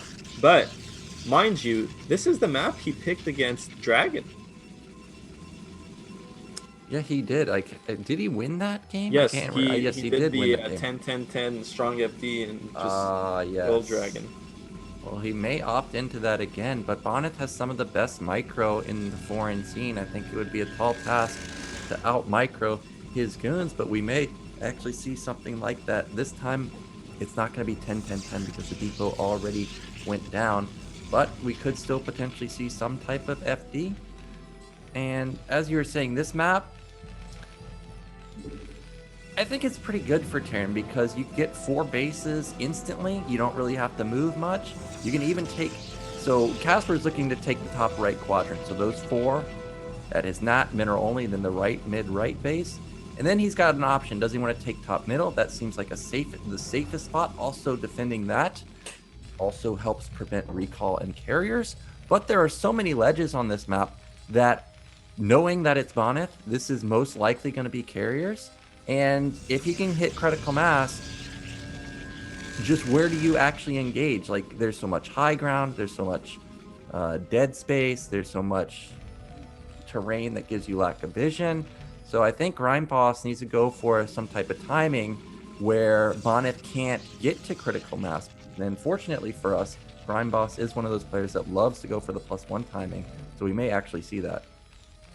Yeah, I mean, he definitely has to have some crazy timing here because this is probably the worst map you could ever pick against Bonyth. I mean, Bonyth, his signature style is Reaver Carrier, Reaver Carrier, Reaver Carrier. And we picked the map that has the most open base. Now, Carriers on this map, not so good. It's a very open map. There's not that much terrain to abuse. But defending against Reavers is just very, very difficult on this map. So, well, that's going to be a dead SCV, I think, because that's not... I don't think that's going to get away. But it looks like... Oh, the jukes! He's got some moves to him. But does he? That probe's got range and he's angry. Oh, the probe has had mercy on his soul for now. But he's at 10 health. Now, remember last game, there was proxy shenanigans from Bonyth. And now with the SCV instantly dying, essentially, it's got to be alarm bells for Casper. I wonder what he's going to go into as a follow-up now that he's in the dark. Probe even comes in and gets to scout a little bit, but he does not confirm a command center or not. But you can imagine most likely this is going to be a command center. I actually think Casper is going to follow up with what we saw last game, which is going to be a starport, and try and preemptively deal with the Reaver. Yeah, actually, that wouldn't be a bad idea. I think that would be actually a really nice build there from Casper. His bunker is a bit it's kind of a bit tucked in there, not the most ideal position, but is that going to matter? I mean, it is going to matter because when the tanks come out, they're really not going to have that much space to kite the dragoons if Bonyth ever chooses to keep making tanks or keep making dragoons here to pressure the bunker. Now he actually went for an add-on here, so he's going to go. I mean, this could be mines or speed. Speed is also a possibility here with the vultures and just running them into the natural. Though a lot of Protosses, they don't really get duped by that because they usually have, okay, this is actually going to be a citadel. I was going to say they're going to have like a pylon and an observatory walling their nat, but because this is actually a very quick citadel, it's very possible actually that if Casper did go for speed, he might be able to run up the ramp, though Bonyth instantly pulled his Dragoon back, playing very passively here. And that's going to be nice for Casper because he's not going to take extra damage onto the bunker. He's not going to have his tank threatened. And actually he went mines here. And this is going to be good against the DT opening. Now, the problem is if he feels 100% safe behind these mines, he's definitely not going to be, because this isn't going to be just straight up DTs. This is going to be DT drop. Yeah, this is something we're seeing more often these days, and Casper, if he's been playing a ladder, should be aware that this is a possibility. But it is Bonyth where you just assume every single time it's going to be Reaver, it's going to be Observer. This might catch Casper off guard because he's one of those players that will take risk. We saw how late his comsat was last game. We saw how after he deflected the Reaver, he instantly tried to take the third base. So unless there's an eBay going up, this game might already be over. Shuttle's going to be out pretty soon. DTs are going to be popping out pretty soon. And then there's going to be absolutely no answer to these invisible men that are going to wreak havoc inside of Casper's base. Yeah, the invisible man, the cloaked man. All they really need to do is honestly give them the blink ability in Brood War as well. And then Did you see some of the StarCraft 2 clips where a guy built like 10 DTs, blinked them on top of a planetary, and just like two-shotted the planetary? Yeah. It was actually crazy how fast the thing died. I was like, holy moly, that thing exploded. It's a good now, game. Luckily, it is. Now, luckily for us, there's none of that, because I might actually lose my mind if DTs could teleport from low ground to high ground. But here comes the shuttle with the invisible men, and we did get a glimpse into Casper's main. I saw no eBay. I saw no academy. I saw an armory. Okay, well, there's an academy, so there's a glimmer of hope.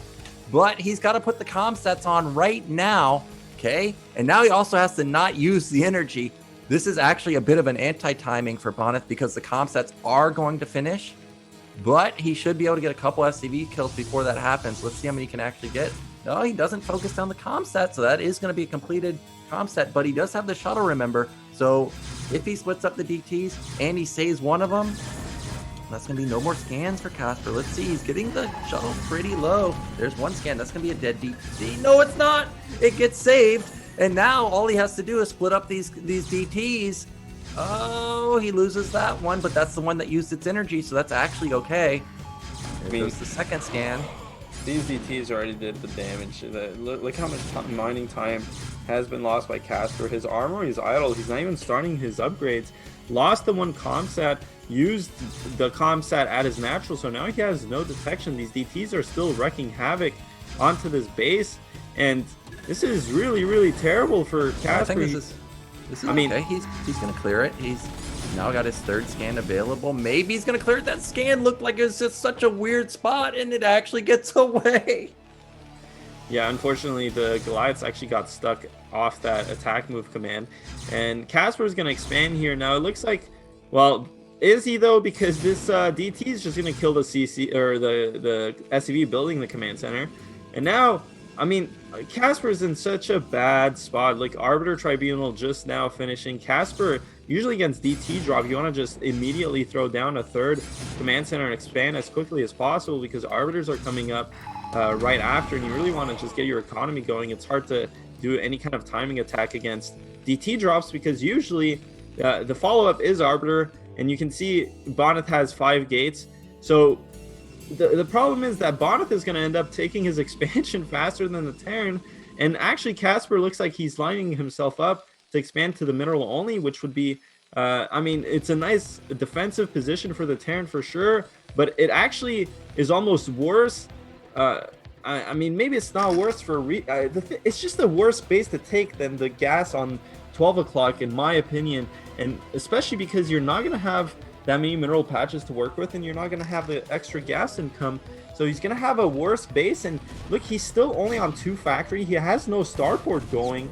I mean, maybe there's a starport at the bottom right. No, there's just no starport. There's nothing for Casper. Meanwhile, Bonyth basically, I mean, Casper has 4 Goliaths here. He has a couple tanks. He's going to lose 1 tank. Remember, he's only on 2 factory production, and he's only going to be on 2 gas, so every tank matters. He has so many Goliaths, kind of overproduced Goliaths. The mine goes off onto his units, and Bonyth, honestly, his Arbiter's about to come out. He has a bunch of gates still. This is going to be really hard, a really hard position for Casper to grind out from. Yeah, and the DTs did obviously a lot of damage, but there's also some damage that Casper's doing to himself because he pulled all of his SCVs to the natural. He didn't send back enough SCVs to actually saturate his main, so his income isn't as strong as it could have been. And if I was Bonyth in this position and saw the 3rd command center go up, I'd be like, thank you. Go take that 3rd command center. He knows that the econ's already wrecked. If he just went into something like 7 or 8 gate follow-up with speed, there's going to be 0 units. Also combo it with the fact that Casper doesn't know what Bonyth is going for. He probably just assumes that Carrier thinks that there's no attack coming anytime soon. So actually a bit of a gift here that Bonyth is actually going Arbiter Carrier. It is going to stall the game out, but he's still got to deal with these 12 goons under Cloak. And I don't know if he actually has any energy at all. There's still no eBay. Now there is a couple Goliaths actually may take out this Arbiter, but 12 goons versus 4 tanks. We all know how that ends. And that's going to be all of these tanks getting wiped out, all the Goliaths being wiped out. The Arbiter is so tanky that it still remains alive. Now he's going to get this third base for free, and Casper just instantly taps out. GG. So Bonyth making quick work of Casper here, and unfortunately, he is going to fall down into the loser's bracket, and Bonyth, he looks like he is on point. Yeah, and I mean, you said Casper instantly tapped out, but I didn't see no GG that game, so I don't know if Bonyth got into Casper's head there. I mean, I guess that was game 2, so it's not like it's going to matter, really. Casper has to kind of regroup himself for the losers match. But again, very clinical from Bonyth. And not a, I mean, he just completely dismantled Casper there. Like, there's no doubt about it, just both games. So kind of an expected result. And now we're going to have basically eOnzErG versus Bonyth in the winners match and Casper versus vOddy in the losers match. So 2 very interesting games coming up, because eOnzErG has a good chance against Bonyth in general, and historically, and I think Bonyth's weakest matchup is PvZ, and the vOddy versus Casper is going to be really good TVT. But before we get into those 2 games, we're going to take a very quick break here. So we'll be back in about 5 to 10 minutes. See you guys in a minute.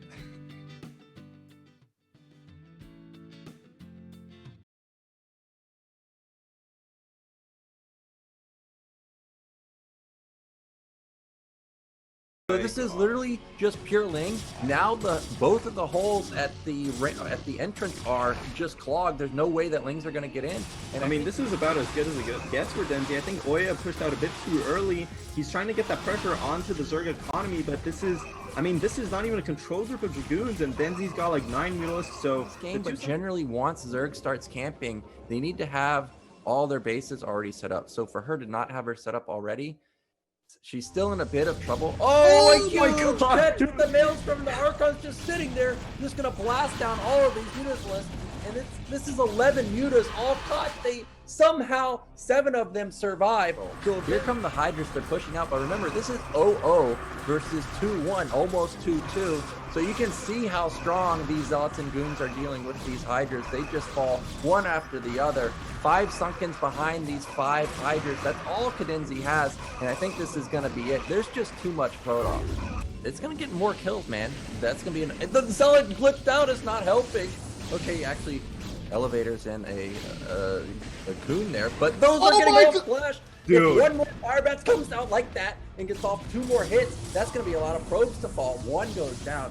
Okay, luckily, catastrophe avoided for Boa right now. It looks like Terra doesn't actually have his Vultures in position to defend these tanks, so Terra's going to lose a couple of units himself. Where did Terra's Vultures go? Did they all die to mine? Did they just all run back to the base? Boa's going to be able to clean this up for free when this... Loaded up Reaver, that's going to be taking out these 2 tanks easily for free. Here come the Zealots in the front. Goodbye, tanks. And with these 2 tanks going down, I think this is probably going to be the end of the game for Terra. He's just running out of steam. We don't see a 3rd base either. Arbor is getting dangerously low. Can't lose that unit. That's one of the most expensive units in the game.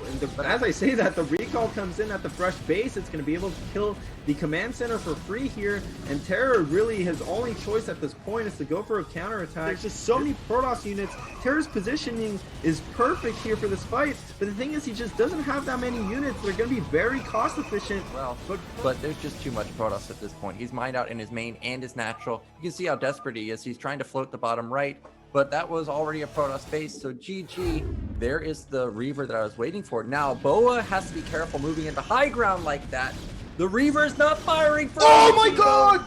Dude, he killed the shuttle as the Reaver got popped back in, so really unfortunate there from Boa. Completely mismicroed that. Yeah, here comes the shuttle. Like you said, the positional advantage playing here. It's so easy for eOnzErG to get in here. He's gonna kill so many probes with this. I mean, okay, luckily Boa pulls. Oh my god, that Scarab actually connected somehow, and we know just how much Boa is hurting in the econ department. He's down 20 supply in the army value. Now this is one way you can get back, is if he gets a catch onto that Reaver, but there's a second one already there. Oh no, Yeah. no, they both go down.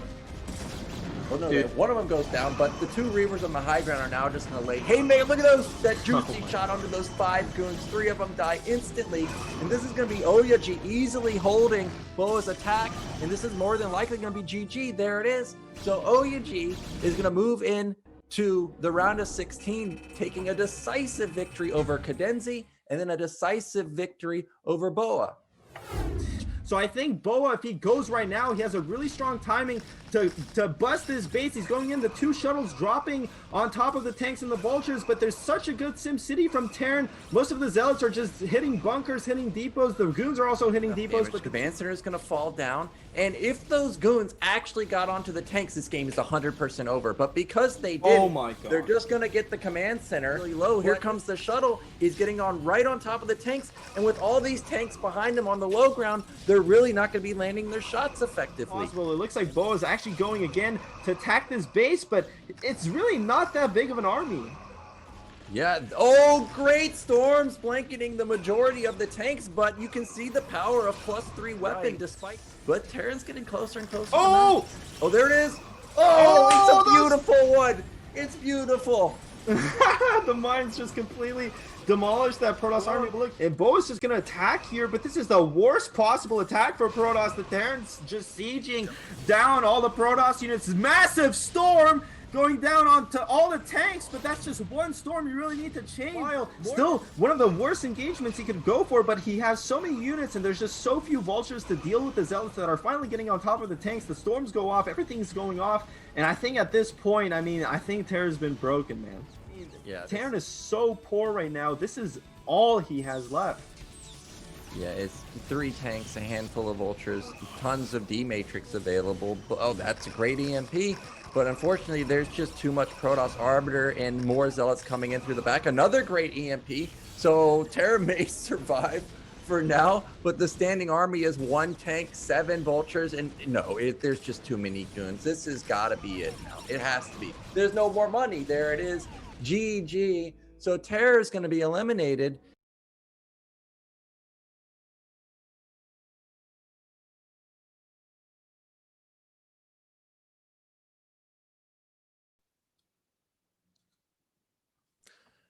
We are back, and now we're going to be getting into the winners match of Group B. This is the matchup we were all waiting for, something that you see in the finals or semifinals of previous BSLs. It's going to be Bonyth versus eOnzErG in the round of 16. Now, eOnzErG has actually done pretty well versus Bonyth despite losing to him in a previous finals. This is somebody that can definitely dethrone Bonyth here, so there is a good shot that eOnzErG could make it out in first place, but unfortunately eOnzErG sometimes gets into this bad mental state where he starts just throwing mass Ling into mass cannons. So hopefully he can maintain his mental state. We already saw vOddy kind of be down in the dumps in his mental state, so hopefully that's not the case here in the eOnzErG versus Bonyth matchup. You think that eOnzErG can take down Bonyth, or is it just going to be the Bonyth show again?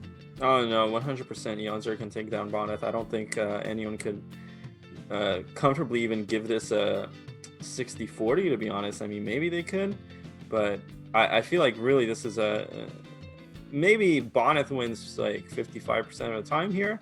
I'm really not sure actually, because again, it's not like I see all the games that these two play, and you know, as much as we want to say that Bonyth's weak matchup is PvZ, I've seen him play, the PvZs that I've seen him play recently have been really strong, and he actually plays a very straight up style in PvZ, and he can also throw in crazy like 2 gates and stuff.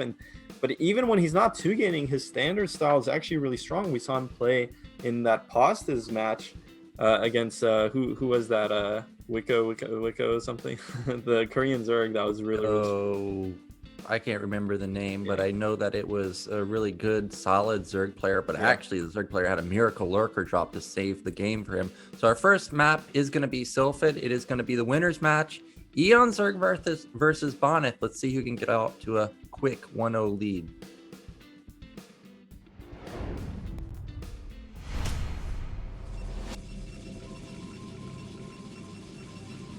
In the top middle, in the red, it is our Polish Protoss Bonyth.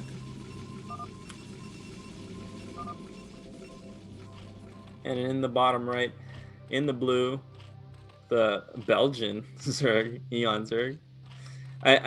Here's the story. Like, this is what I mean. eOnzErG, he's that classic kind of European, where they're kind of like a mix of everything. You know, like he's he has the Belgian flag, but the dude speaks French. The dude speaks Spanish. English. He speaks English. The guy's multicultural and just a hilarious dude. I don't know if you guys ever watch his. Obviously both players stream on Twitch, so of course make sure you all give them a follow on Twitch. Go find their Twitch channels. They're very easy to find. But eOnzErG, when he streams, I mean, this guy is actually hilarious. Like, I don't think there's many other Starcraft streamers that make me laugh like he does, but really kind of a huge character and a very strong player. And you can see Bonyth already with the really early scout. Oh, that is a 9 pool. Yeah, that's a 9. No, it's an overpool. Oh, it's an overpool. Yeah, but the probe gets in so early here, and looks like Bonyth. I mean, usually with this early scout, it's going to be a forge expand behind it, and he sees that it's an overpool, so he can afford to delay his forge quite significantly here. Probably put it down around 13 or something, and then put down his Nexus. Definitely cannot get away with Nexus first, especially because he went with the probe scout here. It's just not going to be possible. Now, this probe scout in general it makes a lot of sense in terms of if he gets the scout first, which is going to happen relatively fast or relatively frequently on a 3-player map, and he scouts hatchery first, it's going to be such a massive win for him. Here this time he actually scouts overpool. He knows exactly what he's up against, so he can adjust accordingly. Yeah, these drones are trying to deal with this probe. It looks like the probe is going to avoid death for now. And every time I see this probe harassment or drone harassment, I'm not going to lie, it makes me want to switch races, because I wish Terran had something like that where they could just instantly... Look at this. He's softening up that drone. He even has to pull it off now. Watch him gas steal. Gas steal it. No gas steal. Yeah, of course, that wasn't going to happen. But that would have been hilarious if he did. Now, this is Sylphid. There is that tiny gap on the right side of the expansion. So that could be something that eOnzErG looks to exploit if ever there is a time where Bonyth is slightly out of position, maybe run some lings. Now we do have eOnzErG taking the high ground base. What do you think about this as opposed to taking that mineral only base? Yeah, I mean, this is really, honestly, it's really not that bad because that base is so defensible and it's not that much further than the mineral only. Of course, it's not going to be the safest option, but I find that it would be really hard for Protoss, or for Zerg actually, for Protoss, what am I even talking about? For Protoss to really effectively punish that. I can't really imagine of too many builds that would specifically abuse that. So not a bad choice there. And honestly, this is a feature of the positions that both players got, because if eOnzErG was bottom left, he wouldn't be able to take top left high ground expansion like he can here. So really kind of heads up play from eOnzErG, identifying that, okay, Protoss is 12 o'clock, I can take this base much more reliably. And this is a much better base, obviously, to take. It's more defensible than the mineral only. It has a gas. And yeah, I mean, this overall, there's nothing wrong with taking this base, I don't think. Yeah, I actually like this base quite a bit. It's high ground, makes it, you get some free pot shots in before the zealots get up there. Also, you can just stack the ramp with hydras, and they're going to trade so cost effective since there's so little surface area. The probe trying to get in, but denied. The ling's just sitting there waiting. And actually, the initial probe went down at an awkward timing for Bonyth. It was at the point where eOnzErG was just starting to mine gas. He easily could have gone into some type of hydra play, but we see that it is just a normal lair timing. But Bonyth is going to most likely play safe, probably going to see a Stargate being put down pretty soon. He's approaching the amount of resources necessary to get that going. First Zealot moved across the map, and it does scoop by some lings. So regardless of whether it does any actual, oh, actually eOnzErG almost surrounds it, but that is a slippery. He does surround it, and now I was gonna say the Zealot's gonna get some scouting intel, but that's not the case. But there's a probe randomly sitting here. Yet eOnzErG remembers that it's out on the map, and he's gonna catch that probe too. So this is gonna be denied scouting again for Bonyth, and he's got to be a bit wary of potential busts coming in. Also, he sees speed in a decent amount of lings, so I wonder if this is going to trigger a couple cannons coming in for him. Yeah, is this Starcraft or is this Warcraft 3? Because those were some sick moves by eOnzErG, just surrounding that Zealot and surrounding the probe too. Very minimal scouting from Bonyth. Now Bonyth went for the Stargate, and the thing again, he actually pushed out with that Zealot, kind of like what we saw Boa do in yesterday's games. They pushed out at similar timings where it's meant to see if there are Hydralisks popping out. So at least he gets that bit of info that there's no Hydras at the natural. He's most likely not getting busted here, and he's gonna have this Corsair out. You can see he's only on 2 cannons still. So honestly, this would die to any sort of bust, but at least he established that that's not happening. The Corsair gets in here, sees the lair, sees the Spire. The Spire's already done though, so you're gonna have to babysit this Corsair just in case the Scourge pop out too fast. But actually he's going to be able to get the Corsair or the Overlord for free. Now he's going to just scoot on around here again, scouting, seeing where the Zerg is at. I'm sure he has a good idea of what the Zerg's doing. He sees the expansion at bottom left, so he knows exactly what's happening. Establishes this is a pretty standard opener from eOnzErG. Now Bonyth is going to retreat with the Corsair, and it's all about whether or not he wants to go up to more than 3 Corsairs. And yeah, he's getting +1 and building more Corsairs, and so Bonyth actually does play really nicely with Corsairs. Loses 1 there though, which is not what you want to have happen. Again, Protoss needs to build up to that 5 to 6 to 7 Corsair count, and losing a Corsair, I mean, sets you back a significant amount in terms of the timings. And now actually eOnzErG, because he sniped that Corsair, is feeling pretty confident into going into Muta Scourge, and I don't know if this is going to be a mistake because Bonyth is actually quite committed on to making Corsairs. Yeah, when eOnzErG picked off that 1 Sair, he saw that there were already 3 out, so he knows that Bonyth was not skimping out on the Corsair production. We'll see how this works out for him. Now DT comes in here.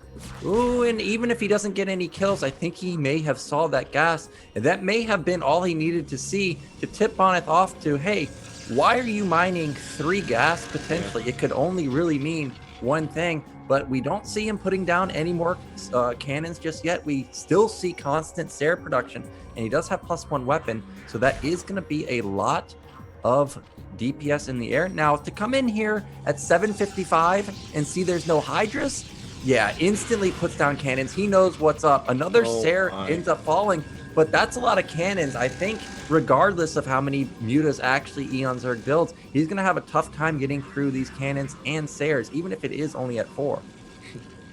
And I think Barsword just subscribed to the channel. It's just such a sick name. Of course, on this preview, we actually see all the Twitch alerts also. You know, just want to shout out to Barsword because that's a really nice name. But look, eOnzErG, he's actually committing to Muta Scourge. I'm assuming he's also getting the Carapace up in his Spire.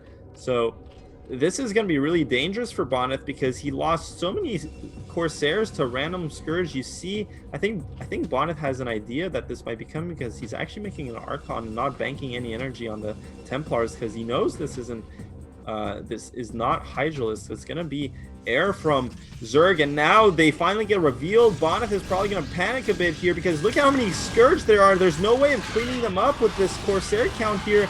Oh my god, that was actually 40 Scourge for 1 Corsair basically. So Bonyth gets really lucky, and he actually pre-built cannons. So this timing from eOnzErG comes a bit too late. Bonyth had so much time to just put down cannons and be prepared despite not having adequate Corsair numbers because he did bleed so many Corsairs to Scourge. So luckily for Bonyth, he actually didn't take any damage from that, and now suddenly eOnzErG's investment kind of down the drain. It's not going to be that effective. Of course, Bonyth still has to keep making Corsairs. He was forced into making cannons, and okay, it looks like eOnzErG +1 finishes for him on the air armor upgrade, so he's committed to keeping the Mutalisk production up. Bonyth, though, he is on 6 gate. He does have Corsairs, Archons, Templar. Just now the Dragoons are coming. So Bonyth kind of a significant time away from putting out any real push. Well, okay, first few Hydras are coming out for eOnzErG. I was getting worried that this was just going to be a mass muta game because that is a potential style that Zerg can do. And he's going to try and snipe these Templars, but he doesn't have the magic number to pick one off, so instead he just takes a bunch of damage. Luckily with the +1 armor, he's not taking that much damage. 4 mutas are breaking off. I'm not sure what that was intended to do. There's no Scourge mixed in, so it's not like he was trying to pick off a Ser. But Bonyth just has everything going for him. We see the next 2 gateways coming in. It's going to put him at 7 or 8. He's coming in on top of the cannons. He wants to get some probe kills, but, well, I guess since the Sers are out of position, he potentially could have gotten some, but instead just loses 4 of his mutas for free, and now there's really no chance of him sniping the Templars. So now, what is he going to fall back on? It looks like he's got the Lurker upgrade done, so we may be going into some type of split map defensive style. Okay. You hate to see it, but I think we got a broken game. Oh, that is true. I just realized that the eOnzErG with 3,000 minerals, 1,000 gas, and I was very shocked at the 4 muta movement. So there's no way this is. Hopefully we have Bonyth FP view. I think we probably can switch to his view. Yeah, like, so we get to see exactly what's going on here.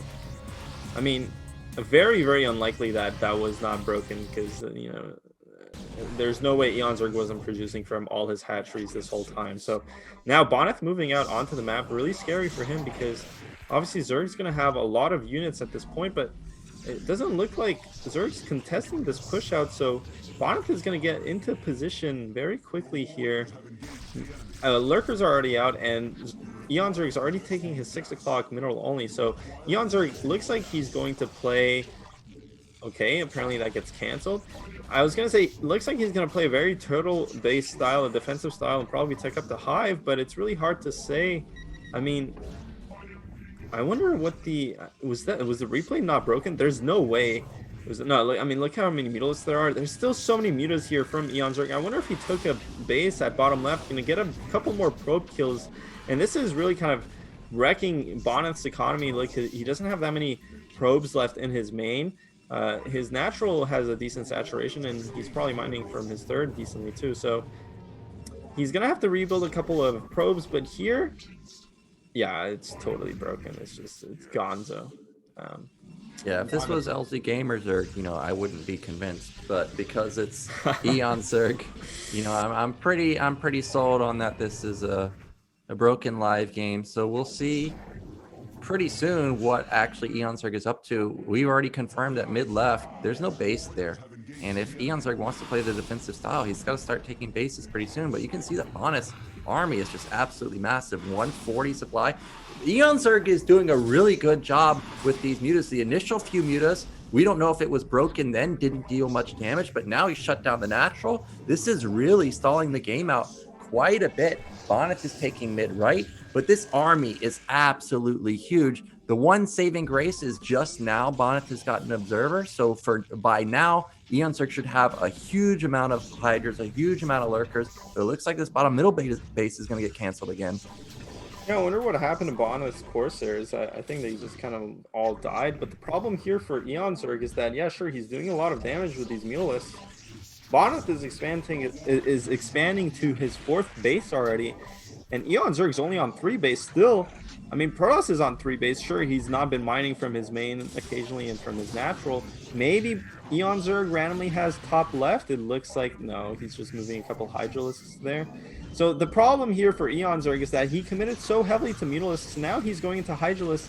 I really would have liked him to just go straight into Hive, because this Hydralisk style and moving out onto the map is only really effective if you commit to it very heavily in the mid game and just kind of outproduce the Protoss. But when you invest so heavily into Mutalisks, that's never going to happen. And already you can see Bonyth obviously is on 150 supply with a crazy army composition. So I really would like to. I mean, I'm assuming eOnzErG probably finished his hive by now. It is 14 minutes, but he is on Hydra Lurker. He has a decent amount of units. I wonder just how fast his hive is coming. This is a good engagement from Bonyth, but at the same time, you can't overcommit into lurkers. You really want to have, you see Bonyth playing very well. They're pulling back his zealots and moving his dragoons only into lurker range, so he can actually clean that up without taking too much damage. Nice engagement from eOnzErG, though, microing on 2 fronts, but Bonyth very calmly keeping everything together, macroing behind this. Bonyth is playing really well, not quite landing the storms that you would want him to see, though.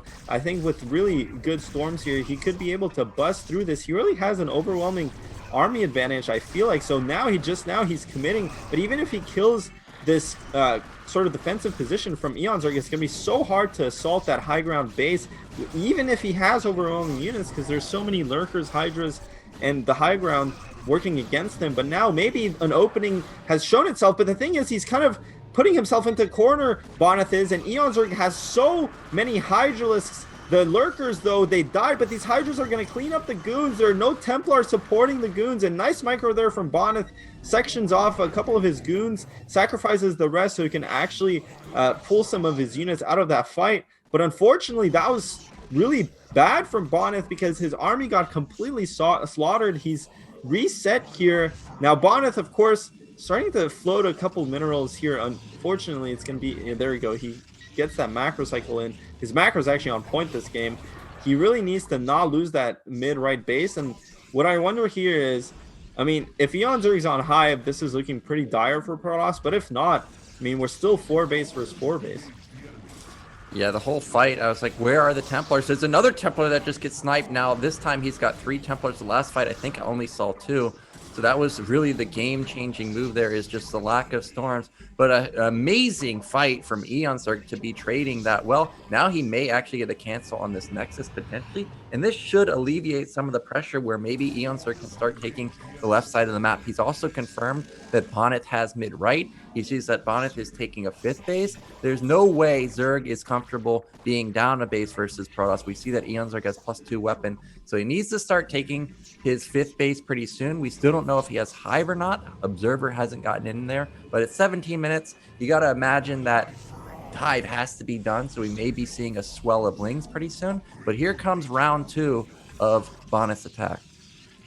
Yeah, and this is another crazy composition here from Bonyth. But again, he has to be a bit more careful with his army, because once the storms are out, he really needs to just pull back. Hydra Lurker is just so incredibly cost efficient against Protoss. But you know, it's gonna be, I don't think eOnzErG has the production to match this. Again, remember, Protoss is on equal bases with the Zerg. So I mean, unless eOnzErG has a weird Ninja Expo, it's really hard for me to conceive of him defending against this with just layer units. But it looks like he's doing it. So eOnzErG playing kind of out of his mind, honestly, to keep the Protoss at bay. Nice shuttle drop here from Bonyth. No.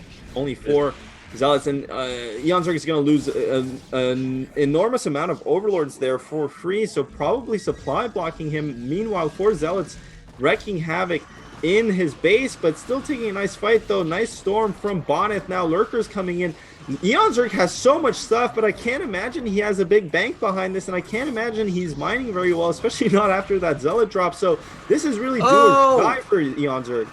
Yeah, the storm was just perfect there, and you can see that a lot of the hydras have fallen, and I think now there's just too much Bonyth. Look at the supply. It just consistently sits around 150. Meanwhile, main compromise. Seems like that's the last stand of eOnzErG. It doesn't seem like he's got much left, and there he goes. He taps out, and that's going to be Bonyth taking game 1. Or is that? Yeah, game 1. Yeah. Is it? Yeah, it is game 1. It seemed like ages since we started that. I don't know what, maybe it's because we had to get off the live game and go into Bonyth's first person view. Unfortunately, getting another desync. Blizzard, fix your game. I mean, come on. Yeah, unfortunately, another desync. That's like the 4th time it's happened so far, but luckily we have the FP view, and big shout out to Make Computer Do Things, aka Sanko Magnus, in the chat. He's the one that came up with it. It's a really sick feature. It's actually saving us here, because otherwise we have nothing to cast from. So huge shout out to him.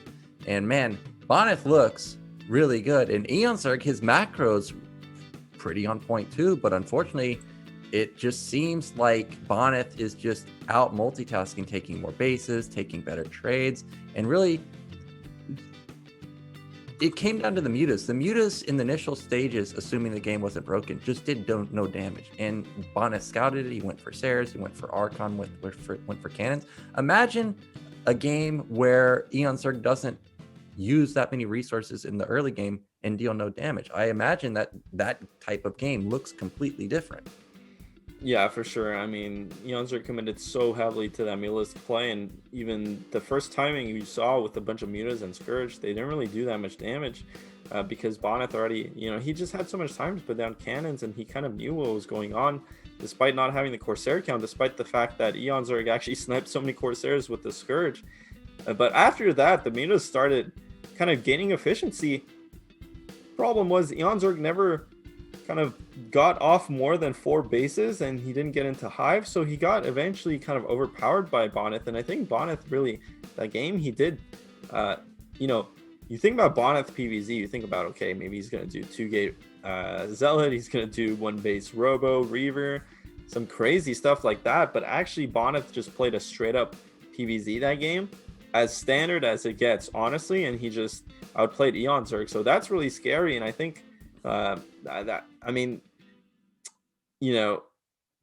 Bonyth does look a bit stronger than eOnzErG right now, but I mean eOnzErG, despite being on 3 bases and despite basically starting his Hydralisk and Lurker production so late into the game, considering he made so many Mutalisks, he still kind of out macroed Bonyth and like won some fights. So definitely some fight in eOnzErG left, but again, you saw like the shuttle when it came in, eOnzErG was still on the lair tech, not on hive.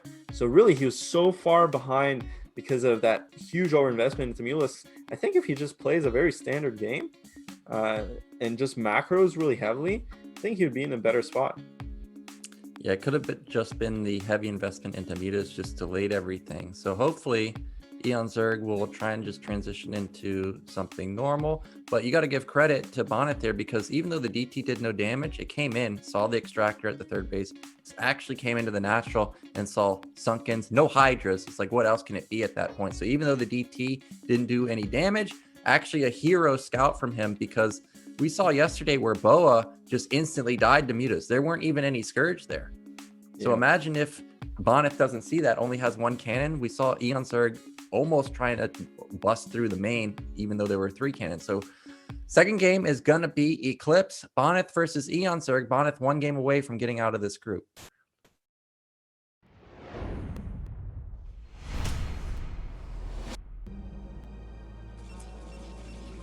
In the top right, we have our Polish Protoss player, the reigning BSL champion. It is Bonyth. Bottom left, blue Zerg, eOnzErG. From the team NAS, also known as probably something that you can't really say on stream. Oh, that's the North American squad, isn't it? You're in that team. No, I'm correct? not anymore. And oh, no, it's not North American squad. I know you know that, but that's a good try. Who cares? Well, you played in their show match tournament, the Nasty tournament. How'd that go? Did eOnzErG win that? I don't know. I don't even know if we finished it. Okay. Yeah, no joke. I still had a couple of games left to play, but we never played them. So, anyway, yeah, I don't know. I was gonna say something. I mean, Bonyth from the Soul Clan. That's it. I was just gonna shout out the clans, but Soul Clan's super stacked. Like Dandy's in it. Well, they also have Korean players. Well, yeah, they have Korean players, but I was just simply shouting out the top tier foreigners they have in it. They've got several of them. It's just crazy how strong this team is. If you look at in the STPL they play, and they're just consistently at the top. I think White Clan, IRK Clan, Soul Clan are all at the top every single season. Just a super stacked lineup for them. And we have Gateway expand this time as opposed to Forge expand, so we'll see that patented Zealot micro that Bonyth is really known for. Now remember last game the probe did a lot of damage, So this time around, if eOnzErG takes a few pot shots, you know, the Zealot comes in here and just gives him one quick jab, we may see a couple of drones go down pretty quickly. Looks like eOnzErG opened with another overpool. He does follow up with the standard hatchery. Now we are just waiting to see what the response is going to be. Remember, yesterday, Jaeyoon under-respected the potential for some Zealot pressure and only built 2 Lings. I don't think that's going to happen versus Bonyth, but we'll see what eOnzErG opt for. Well, Probe's taking a bit of damage here, so this could be a nice initial move for eOnzErG. Yeah, and eOnzErG here opening with the overpull, so it's really going to matter how many Lings he makes. Already on 4 Lings here, so he should be just fine against this early Zealot. 6 Lings, he should be more than just fine. You know, the thing is, when you get this many Lings, though, it's really good because it completely shuts down the Zealot, but you have to start making drones, and it is I mean, the Protoss, you know, you might feel a bit kind of sad, and actually this is 8 Lings, so hugely committed to these Lings, and he's going to mine gas pretty heavily here, or pretty soon. So I think actually if Bonyth ends up going for the Nexus before the Forge, which most of the time you would want to do in this situation, I think that's going to backfire. I can totally see a situation here where eOnzErG just runs by. Now look, Bonyth playing very disciplined, not cutting Zealot production at all. He's up to 3 Zealots and a probe, and that wall is still pretty small, but there's no way to cover absolutely every angle here. So eOnzErG is going to get in there, kills a probe, doesn't really, if he manages to run by a couple Lings, that would be huge, but it's only 1 Ling actually, so that was beautiful from Bonyth to deny that. He does get a pylon, and I think that gateway is still powered from the second pylon that Bonyth built. So actually very forward thinking from Bonyth to build that second pylon. I think he probably suspected that that was a possibility. So Bonyth very well versed in this situation. You can tell he's very well practiced, probably faced that situation more than a couple times on the ladder or in his custom games. So the second pylon, very nice. What happened to eOnzErG? Yeah, what happened? Where's the drones? So a huge mind game here. Yeah, okay, guys, we have to big shout out to the third commentator, Zero, doing the production, but also casting and giving us the sick information. eOnzErG is faking the fact that he actually droned up at his main. So he's, when Bonyth scouts this, he's gonna assume that eOnzErG is on a much higher economy than he is, and eOnzErG behind that, he actually has a lair. And that's exactly what he's faking. So he's going to go straight into lurkers, I'm assuming. Yeah, it's going to be Ling lurker. But this could be lurker. It could be, but I think this has to be Ling lurker, because Lings can soak up so many hits. Lurkers plow through cannons very quickly. And I've only seen this type of move 1 time. I think it was Solkey playing on In the Way of an Eddy versus one of the Terran players. Terran players scanned the natural, saw there were 2 drones there, thought he was getting mega all in. Turns out Solkey had already transferred drones to a 3rd base. So a huge mind game from eOnzErG, and this is one of the downsides of playing PvZ. There's lack of knowledge, lack of intel for the Protoss player. We see that it is a Zerg lurker egg being morphed. Now he does need to build, I would say, at least 4, preferably 5, to just 2-shot the cannons. But here comes Bonyth. He's moving out. Now, where are those lurker eggs? Yeah, the problem here is that Bonyth actually scouted that there's no 3rd hatchery. And the fact that he scouted that there's no drones at his natural could actually make him attack here, because he's like, okay, well, you droned up a bunch at your natural. I'm just going to move out with my Zealots. And I think he knows something's up, because he only sees Lings for now, but the thing is it's just not enough Lings to make him turn back here. So although eOnzErG is making lurkers, which are probably morphing in the middle of the map right now, Bonyth is about to basically kill. Okay, no, this is going to be an overwhelming amount of Lings with a really good engagement. Nice micro from Bonyth to pull back a couple of the Zealots. They're actually going to trade really well, but I think it's still too many Lings. More Lings reinforcing now. Some of the Zealots are softened up, so if they go down, but they're not getting targeted. Actually, the healthy Zealots took the brunt of the attack, so somehow Bonyth makes that work against all odds. And now Bonyth is up into eOnzErG's base, sees the lurker den, sees lair, so he knows there are lurkers out on the map 100%. He already has 2 cannons at his natural. That should be more than enough to defend against just 4 lurkers. I mean, you really need the Ling support to bust that, I think. Looks like it's one lurker there, two more in the middle of the map. The Corsair's coming out. That Corsair is not going to help. There's a fourth lurker in production, but I mean, what's he going to do? There's two cannons. Now, I mean, eOnzErG, he has a timing here. Timing right before these two cannons finishes. Bonyth is only on one gate away and just sacked all his zealots. Maybe he's on two, but definitely has no standing army. So if eOnzErG rallies a bunch of lings here from his base and his natural and attacks right before these two extra cannons finish, he might be able to take it. Yeah, but he's got to go right now. I don't think he can wait for reinforcing lings. So this is about to be 4 cannons, and all Bonyth has to do, okay, he's got to go right now.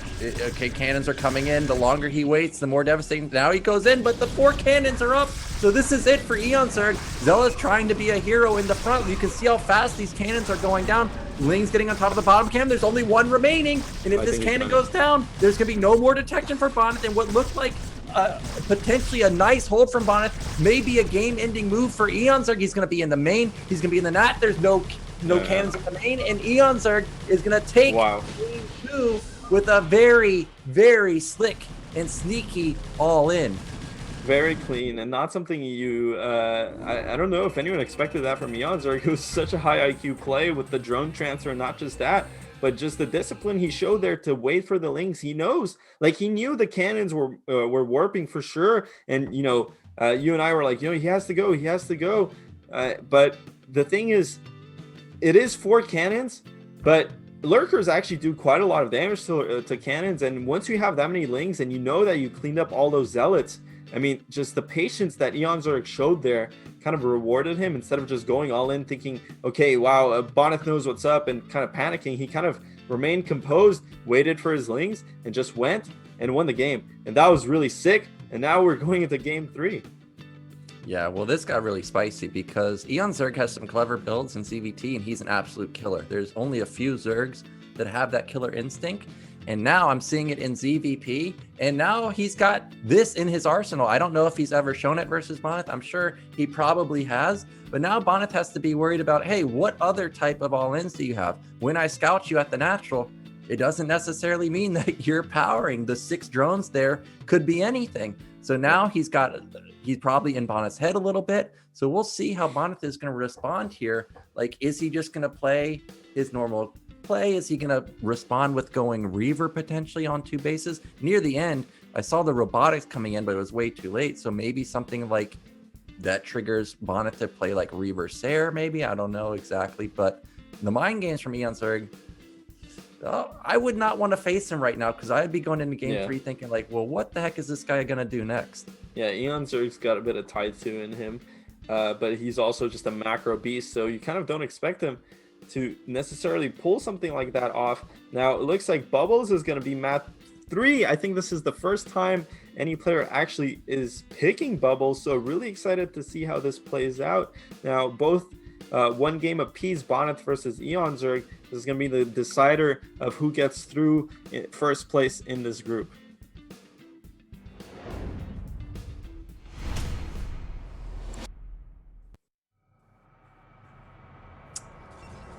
In the top right, coming off of a devastating Ling Lurker bust, it is Bonyth. And bottom left in the green Zerg, it is eOnzErG. Yeah, I mean, this is a good map for playing something like Turtle Zerg, so I'm interested to see if eOnzErG's going to whip that out, but I mean, eOnzErG just has been so aggressive in all the games today. Well, this is just kind of eOnzErG's nature, is to be aggressive. He really tries to test your multi-test. And if you're not up to par, it quickly just kind of all crumbles for you. Like, that's what he loves to do in ZBT, whether it's 2 hatchling Muta, whether it's 2 hatchling Lurker. He just loves to try and keep the pressure on you. Now we see that Bonyth looks like he's going to be going for a gateway expand. I'm actually kind of surprised that this was not a 2-gate or a 1-base play. He is just going to try and play a normal standard game from here. If he had gone for the 1-gate, or not the 1-gate, the 1-base play, all of a sudden it's eOnzErG having to respond to Bonyth. It's no longer Bonyth having to respond to eOnzErG. So I am a little bit surprised that we're not seeing any type of one base, since we know that Bonyth has the capability to do that. And this is going to be a 12 hatch coming out from eOnzErG. Oh yeah, 11 hatch. It's weird because 11 hatch. I mean, 12 hatch used to be the standard, but I think 11 hatch is the new standard now. People have realized that it's just much safer. And against cannon rushes, especially, and even gate first, I mean, if you go 12 hatch, it's just so hard to hold zealots. And I mean, even versus cannon rushes, I don't think are that more. They're not that impactful because for the most part, you hold them through just pulling drones to your natural. But specifically in dealing with gate first, the 11 hatch is much better, and also with dealing with stuff like 2 gate, it's much better. So kind of a more recent adaptation made by Zerg players to 11 hatch, but it basically is a 12 hatch, very economical opening. Now this is going to be cross spawn 1 gate from Bonyth, and you can see I think the Zealot is not going to get there in time to kill any drone. So this is probably the dream opener for eOnzErG to 11 hatch cross spawn, because now he doesn't have to deal really with the early pressure from the Zealot. Most of the time you see the Zealot get inside the Zerg base before lings are out, and probably it's going to happen here, but the timing is going to be so tight. Like the lurker eggs, the Zergling eggs are already morphing, so really highly doubtful that this Protoss, the Zealot, is going to do too much damage here. Now it is 1 Zealot, 1 probe, so anything could happen, and it is Bonyth, and there are only 4 lings, so eOnzErG has to be really careful. Already good trades from Bonyth, but eOnzErG pulls 2 drones in, and they're doing their fair share to do some damage. But actually, this is an insane amount of damage from Bonyth that should never really happen. He even gets the 2nd drone, so 1 Zealot trades out for 4 lings and 2 drones. Have you ever seen that? Yeah, that's just an amazing trade for Bonyth there in the probe, dealing a lot of damage in the back, supplementing the Zealot attack. And now what do you do as eOnzErG? He's taking mid left, but losing 2 drones like that is a huge deal. Luckily for him, going for the fast 11 hatch at least is going to allow him to re-drone up quite quickly. But what do you think he's going to do now? Because sometimes, eOnzErG doesn't always have the greatest mental state. Is this going to affect him? Is he just going to instantly try and go for a 973? We actually don't see 973 almost ever these days. And look at how late this gas is, 4-minute gas. So this is something, it's kind of in between going for standard gas timing, and it's kind of in between going for, like that 5 hatch, 6 hatch before gas. I mean, Nick, that was so disastrous. That's just so terrible, losing those 2 drones, especially when you 11 hatch. 12 hatch, you actually don't really cut anything. 11 hatch, you kind of cut a bit into your economy, and losing 2 drones like that is just not supposed to happen. Not to mention that he lost the 4 lings, so he had to keep making lings. Look, he's on 6 lings. Basically, he's made 10 lings. If that's not 2, oh no, that's another hatchery.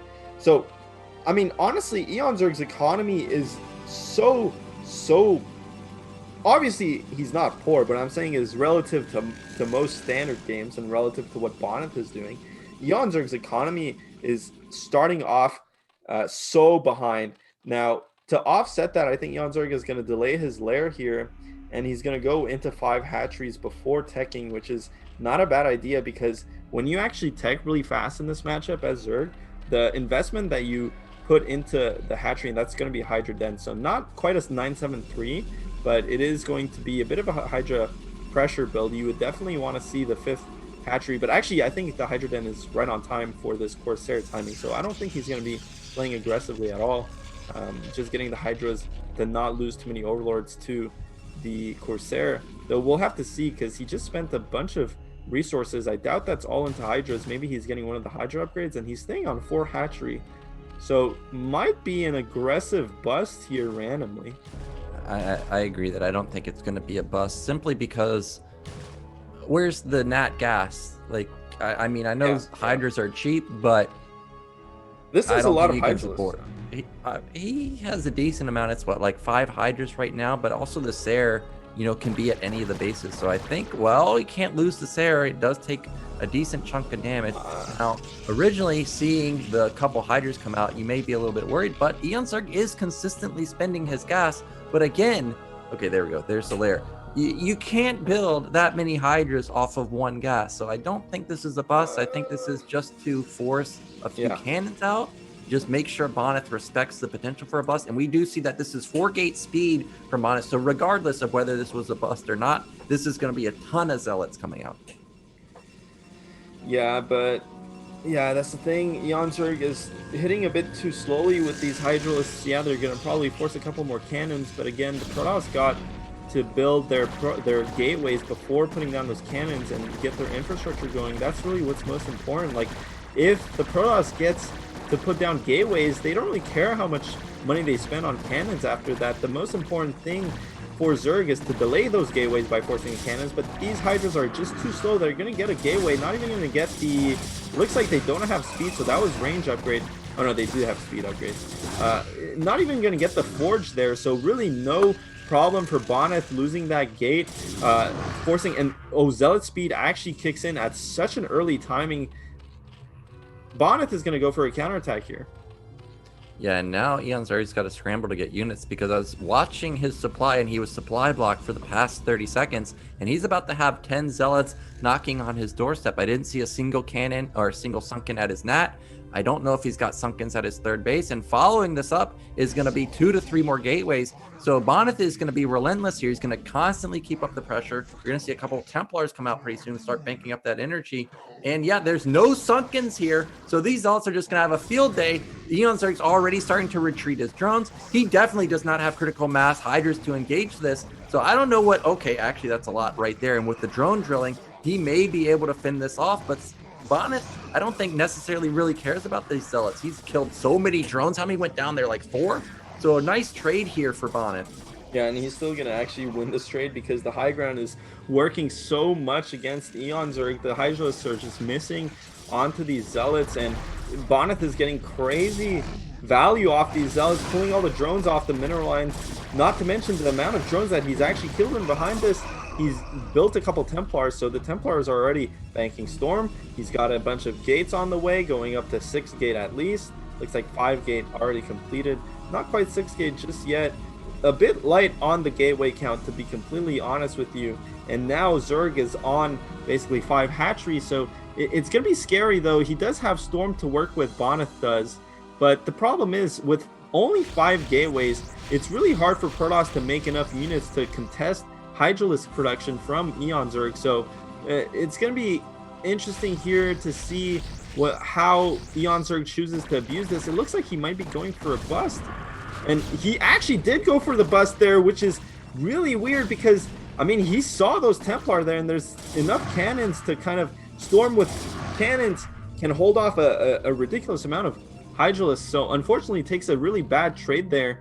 And all these trades really matter because his economy really isn't where it should be. The Invisible Man is about to strike again. Right when the Hydras leave, he pops in. That's going to be 1 drone down, 2 drones down. And you know eOnzErG was thinking about attacking. I am surprised that he reacted as fast as he did. But 1 DT doesn't care about 2 Hydras. They're just going to pop that Hydra. There goes another drone. So he gets like 4 drones there, 1 Hydra. And this is just all Bonyth. He's almost doubling in supply. The amount of Hydras here is just simply not enough. And I think within the next couple moments, when we see a round of Dragoons, Bonyth is just going to go for an attack and potentially just end this game unless there is something like lurkers to save the day. But I haven't seen a single lurker the entire game. Look at these zealots. They don't care about these Hydras. They just want to fight, and he should be able to wipe this army. Yeah, there's no way eOnzErG can afford lurkers off his current economy. He has 6 hatcheries, but with not the best saturation, and he has to just make Hydras out of all of these hatcheries to survive at this point. Bonyth went up to 7 gate, could possibly have even 8 gate behind this. I mean, there's so many gates in his base. Has a Dark Archon also, probably anticipating a possible Muta switch, or just thinking that the DTs would not be... He probably made a couple of DTs and saw that probably they would not get in to do the damage that he wanted them to do, so just morph the Dark Archon anyway. And that is nice for when Zerg probably tries to go for a Muta switch, but looks like Bonyth is slowing the pace down a bit. He realizes that his main is almost mined out, so he wants to secure a 3rd base just in case he can't end the game. And of course, it is bubbles. It is really hard to attack into Zerg on this map, especially their high ground bases. And eOnzErG really is only on 3 base, so he's not presenting much of an opportunity for Protoss to assail him, really. So I like this move from Bonyth to just chill for a second, get this third base going. Once he establishes this third base, gets a couple cannons, leaves a couple Templar there, I think he's going to probably regroup his units and move out. Now the problem in this situation usually is that eOnzErG could possibly try and get a Lurker contained, but this isn't Fighting Spirit, and there's no way Lurkers are going to be out. So honestly, Bonyth is probably, I don't think eOnzErG is going to get any kind of compensation here. He's getting some nice trades onto Dragoons and Zealots. Nice Maelstrom, only hits 4 actually, so it's not a good investment from Bonyth because he had to get that research, but he's going to clean up this Hydralisk force. And behind this, I mean, look at that saturation. It's basically non-existent. He's at 1 drone per mineral patch, barely. Not at the third. So eOnzErG's economy is in tatters. Yeah, actually doubling in supply now is Bonyth, and it's just, what can you do from eOnzErG's point of view? He's trying to consistently pick apart the army, drawing half to the mid-right. You thought there was going to be a good engagement there, but reinforcements coming from the bottom side, Maelstrom able to get off and ends up picking off all of the Hydras. And now with Protoss on a third base, Zerg hasn't even thought about taking a fourth base. You're always feeling bad in that scenario, just letting Protoss get a third base for free. He's probably going to eat a storm here. That's a great storm, hitting a lot of the Hydras, and I think this is it for eOnzErG. He just doesn't have much left, and he probably knows by now that this is just simply too much Protoss. Down almost 80 supply. Protoss is on about 10 gate. There's no saturation, like you said, at the third base. No lurkers, so there's no potential for camping it out. I think this is just going to be it for eOnzErG. They're going to lose this series 2-1. But for now, nope. There it is. There's the GG. He taps out, and it's going to be Bonyth moving on in first place. I think everybody expected this, but not to win this easily over eOnzErG. Yeah, I mean, honestly, eOnzErG did win that one game, but it was off the back of a very super cheese build. So Bonyth very convincing in his PvZ actually, and just played straight up. You didn't even see a one base from Bonyth. I think maybe eOnzErG, I mean, I wonder how much that factored into his preparation in this group. Like, if he thought, okay, is Bonyth going to pull out the random 2-gate? He thought, is Bonyth going to pull out some random robo one base? Or I don't know what kind of one base Bonyth does run, but he runs a couple. But Bonyth just instead gate, expand, forge, expand, and just dismantles eOnzErG in this series, despite the random loss to the all-in. So I think for Bonyth is going to be feeling really well, because I think in the past BSLs, when he has lost PvZ, whether it was to eOnzErG, to like True Touch. So getting over this hurdle for sure is going to be a big confidence boost, and first place in a very hard group. So, but not unexpected, because Bonyth is Bonyth. Yeah, Bonyth just an absolute monster, and I think it all just came down to the early stages. Remember, the 1 Zealot and 1 Probe killed 4 Lings, 2 drones, forced out 6 more Lings. So really, that's essentially killing basically like 4 drones, and it's just so hard to recover versus a player of Bonyth's capabilities at that point. So we do see eOnzErG falling down to the last chance match, but he's not out of it just yet. He's still going to be going up against the winner of vOddy versus Casper. But before we get into that match, I'd like to shout out our sponsors, Blizzard, Liquipedia, and Esports Fund. Thank you so much for supporting the BSL. Without them, BSL cannot happen. And I want to make a correction earlier. It's actually Making Computer Do Things. He's the one responsible for the FP VOD, Sanko Magnus in the chat. So big thanks to him, especially with all the desyncs happening. But we're going to be going into a quick break, and when we come back, we're going to see a TVT between vOddy and Casper to see who's going to go up against eOnzErG as the deciders match.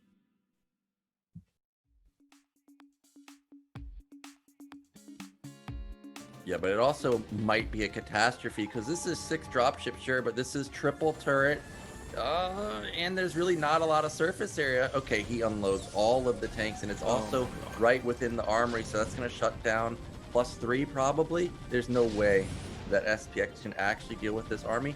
And 7 drop ships coming in, and remember, he's supply blocked, so it's not like he's got any units coming out. It's just this. That's a big hit from the tanks at the bottom, but there's just an overwhelming amount of tanks, I think.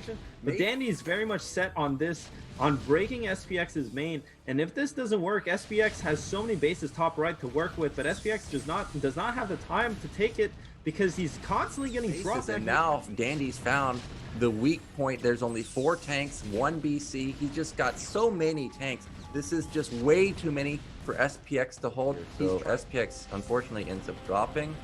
I think definitely that's going to be a win for Dandy after a mega 30-minute slugfest. And this might already just be doomsday for Lobuela. Oh my god, that was so close. It's not even gonna die. Is it gonna die? It actually goes down, so Lobuela, but Lobuela loses 2 goons for no reason there, and these 2 tanks are gonna kill the Nexus for free. Oh, a drop at bottom left, and there's a ton of probes here. Kick in another vulture run by into the 3rd base. Now down below 40 probes is Lobuela. This is devastating damage. So, yeah, vOddy's definitely in a prime position to take this game, but I mean, is there a chance for Lobuela? Not if he suicides his army right now. Well, there's a bunch of mines right next to the tank, so if he can get a drag, that would be fantastic. But as played, D-Matrix comes in. I think there's just way too many tanks, and he taps out. So vOddy's going to take game 1, really picking apart Lobuela. Recall incoming, but is there enough? No, there is enough turrets, but... that is huge. This is going to be a disaster for Lobuela because... yeah, now look, his army is actually just stuck there, and it's just going to get completely cleaned up, and it barely killed anything. I mean, it did kill 20 SCVs, but, I mean, who cares? But vOddy, is he committing too much? I don't know if this position is really good for him to kind of funnel all his units together. This is perfect for Lobuela. As a couple production rounds pop out of the gateways, he has both armies coming in from massive stasis in the middle of the Terran army, and I think Lobuela is going to be able to clean this up. The supplies are actually really close, though. Terran does a lot of damage to these goons. It's going to be really close. I don't know who's ahead. These tank shots are massive, though.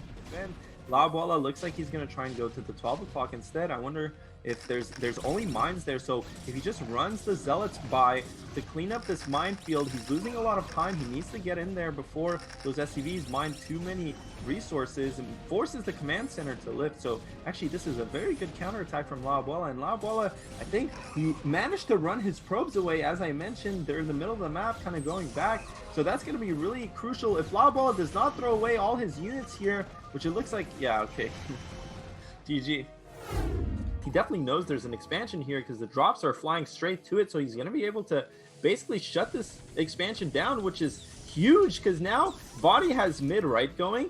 SPX just lost bottom left, so vOddy's ahead of base, and suddenly the tables have turned. He did see those drops, and he's on an intercept course with these wraiths, and if these 4 wraiths actually kill the drops, it's going to be such a massive advantage for SPX. Yeah, he intercepts all 3 of the dropships, and they can't unload because they're on dead space. One of them unloads, but really nicely done by vOddy with a big win here, gets to deny SPX's base. The thing is, that was SPX's 4th base, and nice ledge. So these ledges, man, on this map, like the first time you see this map, this is the last thing you think about, but the more games we see on this map, we can see just how important they are. Is this Lost Temple or is this Optimizer? Because there's a reason that people stop playing Lost Temple. It's because these ledges are just absolutely crippling. That's going to be another tank going down. I think once this tank goes down, that's going to be GG. There it is. SPX taps out, and it's going to be vOddy taking game 1. So now he's in the driver's seat to actually just make it out in 2nd place. Yeah, the Goliaths are going to have to balance being in the center of the map and also dealing with the race in the main. So this is the power of the race, is that they're just so mobile, and I don't see any Goliaths coming out. That upgrade is also probably range. It looks like it's just now kicked in. So and now he's going to be able to completely clean this tank line here, and that's going to open up a possible attack route into SPX's natural. You can see vOddy already in position to capitalize on this. There's so many tanks moving up to SPX's natural, and SPX is not reacting with the rest of his tanks out in the middle of the map, and vOddy's going to get into killer position. Doubling the supply of SPX. He's got more factories than SPX, despite having 4 in the early stages. It's now vOddy with like 10 factories, and SPX knows that it's over, and he taps out, and it's going to be vOddy moving on in 2nd place from Group E.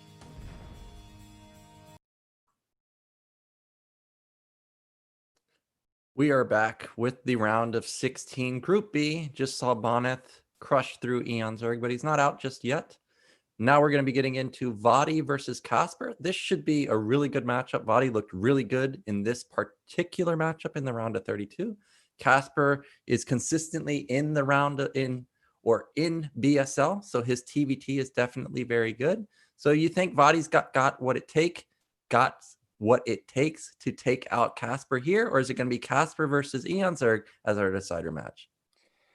I don't know. I think vOddy is really strong TVT, so I wouldn't be surprised actually if he won here. But Casper, honestly, in general, thing is, Casper to me, he seems like a strong player. You know, like mechanically he's pretty strong, and just in terms of like, you can see from how he plays the game that he's good. But I think he's just missing something. Maybe like just his builds or overall understanding sometimes in certain situations. I think that's definitely what did him in against Bonyth. You know, Bonyth's just kind of like very cleanly executing these builds and Casper not responding accordingly. But despite that, he's a really good player, I think. vOddy, though, is really good at TVT. So this is really a toss-up to me. I mean, the only problem is that vOddy just looked so incredibly nervous against eOnzErG, and I wonder if that's going to pull through here against Casper, and if it does, I mean, those are really shaky games from vOddy. Well, yeah, yes, that is true. The games versus eOnzErG were a bit shaky, so definitely vOddy's got to get it together here because Casper is just like eOnzErG. He's super aggressive. Our first map is going to be on Polypoid. Is it going to be vOddy or is it going to be Casper to face off against eOnzErG in the decider match? Let's see in game 1 of this series.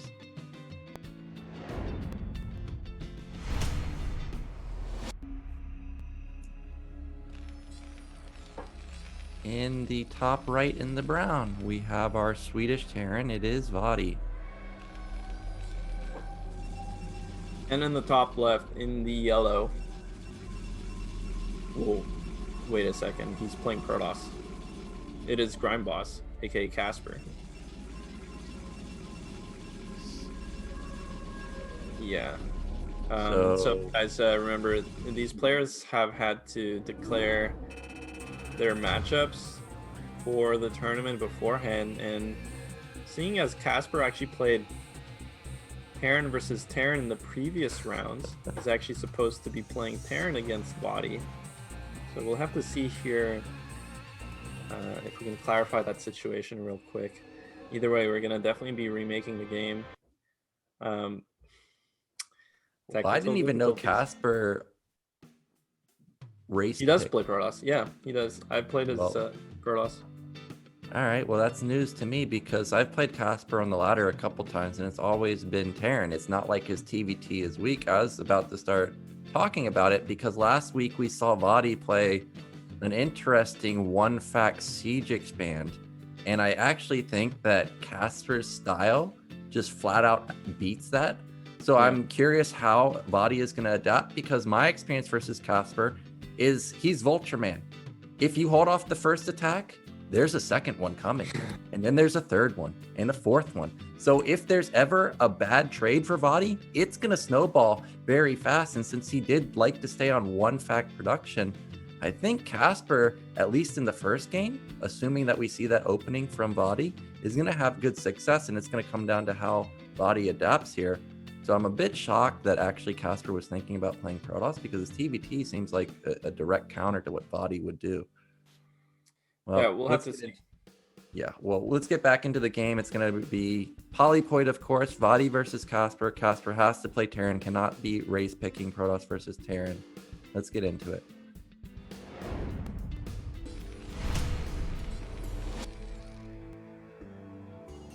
All right, this time in the top left, in the blue, in the red, it is Casper.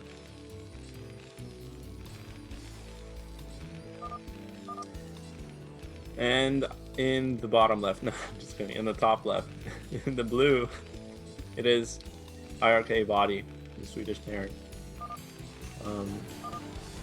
Yeah, you can see here vOddy is being very understanding of Casper wanting to play Protoss, and I think most players would feel that way. But at the same time, you know, if you want to run like a serious tournament, you have to be very consistent with your rule set, right? So unfortunately, even though I'm sure a lot of people would have liked to see Casper play Protoss, you know, in the spirit of fairness, I think he should be playing Terran.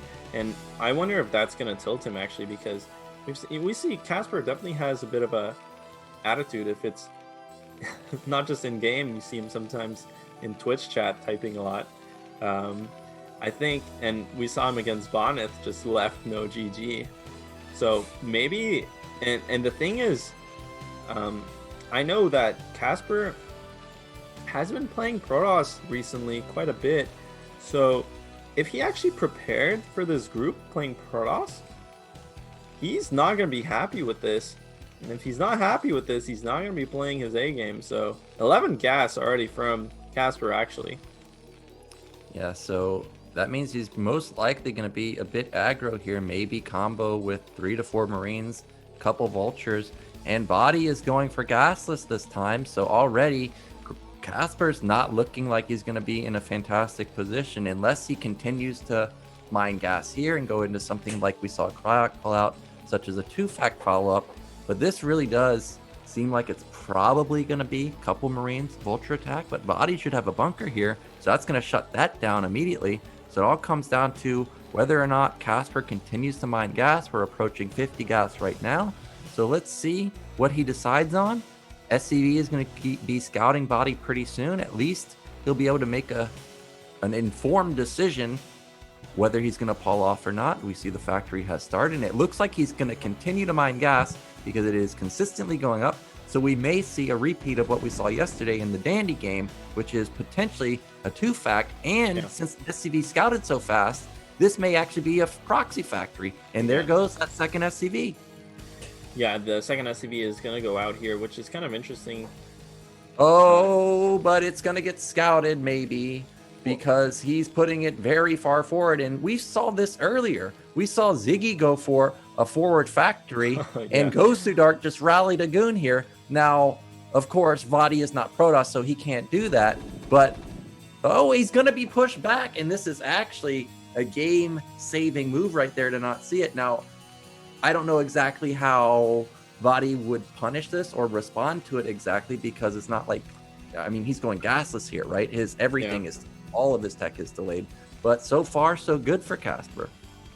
Yeah, I mean, when you do gasless, now vOddy, his factory was a bit late there. You saw he had 40 gas left over. He definitely missed a couple of seconds on that, and every second matters here. But when you do something like gasless, and honestly with this gasless expansion, he definitely transferred too many SCVs to his natural. You can see he's, I mean, in the thing is, eventually this is going to be fine because he's probably going to need to pull SCVs to defend, but he definitely took a bit of a hit to his mineral income. And all of these things, I mean, you know, you guys might think I'm grasping at straws here, but when you're doing something like gasless, like, especially against an aggressive, and actually vOddy scouts this out, but it doesn't really matter. It's not about scouting the all-in. I mean, of course, he knows now it's double factory, not fact port or something like that, or not an expansion, so you can pre-build the bunkers and get multiple bunkers out. But this really, when you do gasless and you're getting all-in, it's 100% execution based. It's whoever can siege, unsiege better, get the correct positioning on the tanks, and whoever can get the correct engagements onto the other. You can see now vOddy reacting normally here, making another bunker to force just to buy himself time. Getting that starport there, I do like, because you really want to be doing kind of something. We talked about this in yesterday's cast. You know, if you're facing 2 factory, I think it's better to be fact port, and if you're facing back port, I think it's better to be 2 factory as the expanding player. So here vOddy definitely setting himself up to defend this beautifully, but at the same time, this is a really strong timing from Grindboss. Yeah, but look at this triple bunker. This is going to buy vOddy so much time. And what I'm mostly worried about from Casper's point of view is the Rax is nowhere near. And as you were pointing out, it's coming down to siege and vision. If he doesn't have vision of the high ground, if he doesn't have vision of these tanks behind the bunker, we saw Dandy pick apart Cryoc on Polypoid yesterday. That's most likely what's going to happen. Now he loses 3 of the Marines, and now there's only 1 in the bunker. Casper may just try and bust it. You can see the desperation in vOddy's eyes. He instantly pulls a lot of SCVs. That's 1 big hit on top my of that God, tank. that's so He might clutch. bust it down, but the clutch repair. The tank does manage to fall, but how many Marines can actually deal, or how many Marines does Casper have to deal with this race? 1 left, and it's super low, and I think vOddy's going to hold this. He has no more anti-air. Sure, tanks are here, but they should fall. Also, they have mischance on that. They shoot SCVs, so now for sure this is going to be held, and Casper might just be down and out very quickly. No, this game's over. That was completely held there. Very nice from vOddy. That's exactly why the Wraith is important now. Just now, Goliath's coming out, but who cares? Because vOddy is still going to be making tanks off his 1 factory. He's going to be making Wraiths off his starport. He can just hold this position, and his economic advantage is going to be massive. Already ahead in supply, probably doubling the work. Well, not doubling the workers quite yet, but definitely probably has a significant worker advantage without a doubt. And I mean, he's mining off of more mineral patches. Getting that control tower, interestingly enough, a bit greedy. I think if he just keeps making Wraiths, that's totally fine. But he's going to go for Cloak, and that's going to force. That's also good, because even if Casper expands behind this, look, he has to get an eBay anyway. So interesting to see if that's going to be for drop or Cloak. Casper going for another attack. I mean, this is basically over, man. Like, Casper is in such a bad position. He's going to siege up nicely here, and if he gets this other tank, maybe, but it's just so hard for the red Terran to be doing anything in this game. And I think we might see a GG soon. Yeah, I also suspect GG is coming. Rax is going to fall. Ended up not getting that tank. Lost 1 Goliath and 1 of the tanks. Now vOddy is going into triple factory. Like, what can Casper really do? If he had done some type of like hidden double starport, there's really not that much anti-air for vOddy. It was only 1 Wraith. But now that vOddy stabilized, he's going to start going into multiple factories. I'm sure Armory's going to be coming in pretty soon. We see Cloak is coming in.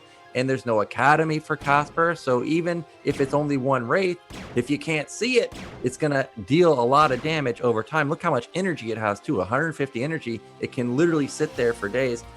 This time, Casper has a turret, so maybe the Wraith won't deal that much damage, but to be building an eBay and a turret at this stage of the game, not what you want as a Terran player.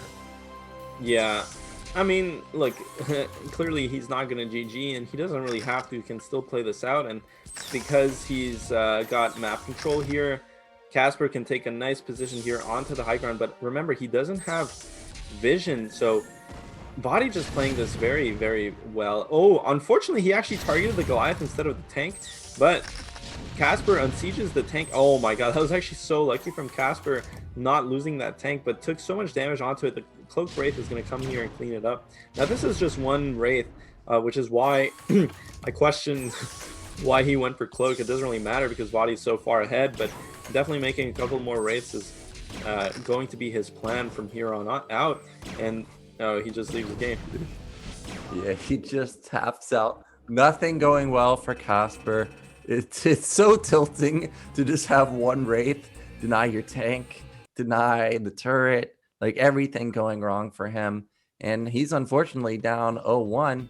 And now what do you do as Casper? I really, going into it, I was saying how I think Casper's style kind of just counters vOddy, but instead he just wanted to go super aggro. I've never played Casper where he's played 1 base style. It's always been, fast command center, 5-fact vulture. And I think that's just the way you should go about it. But instead, Casper's got different ideas, and vOddy made it look easy. I always talk about, I can never make gasless work, but he held it so easy. What was it? 1 tank and 1 Wraith, and that was it. Yeah. Well, I mean, he saw it coming, put down all the bunkers. I think Casper misplayed. He could have just sieged all 3 tanks in range of. I mean, here's the problem, right? He just made too many Marines, never floated his racks in time. And that was just a really terrible mistake. Like, really, it was such a massive blunder when you're trying to siege push a natural like that. Like, literally, that specific situation happens a lot in TVT. And I don't know if Casper has just never played that out, but when you're the aggressive player, in that situation, 100% you need the racks. And that's actually one of the reasons why the expanding player doesn't send their racks out to scout when they're expanding, because in situations where they're getting all in like that, they need the racks for vision. The vision is so incredibly important. The fact that Casper forgot that was just such a massive blunder, like such a game-ending massive blunder that despite the fact that he had a timing there where he had 3 tanks, he had like 4 Marines, and there was just 1 tank and barely a Wraith from vOddy. He just missed it because he had no vision. So really well played from vOddy, and I think Casper's guy is tilted, man. Yeah, well, remember, he was going to play Protoss. That got denied. Now his 2-fact got denied. So probably tilt city for him. And I just really hope that we don't see him just tilt it off, go into something similar like another 2-fact play, because vOddy made the hold look really easy. And as a 2-facting, or when you go for a 2-fact play, it is hard to bust with the initial couple units you have, because unless you have built a few Marines, like you can't just send 1 tank and 1 vulture, because SCVs will literally kill it. So that's another reason that the racks was late, because you have to build some Marines. So it's kind of difficult to make pushes like that work. We see that Casper has chosen Sylphid as his last lifeline. Let's see if he can tie it up 1-1, or are we going to see a rematch between vOddy and eOnzErG?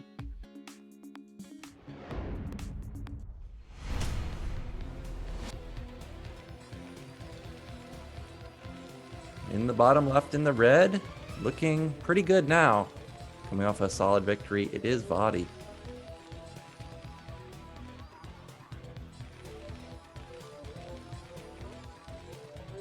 And in the bottom right, in the blue, the Russian Terran, Casper. So Casper picks Sylphid here. I wonder what vOddy, I mean, it's TVT, so I wonder what he banned. It's not really consequential here. This is a much easier map to punish Gasless on, though, because unlike the Polypoid is actually a really good map to expand on, because you have a relatively tight natural and it's overlooked by your main's high ground very easily.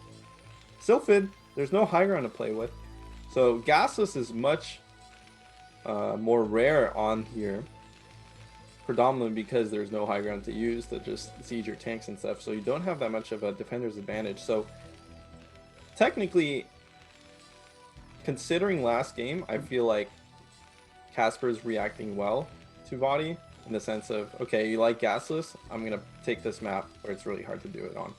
So good pick from him.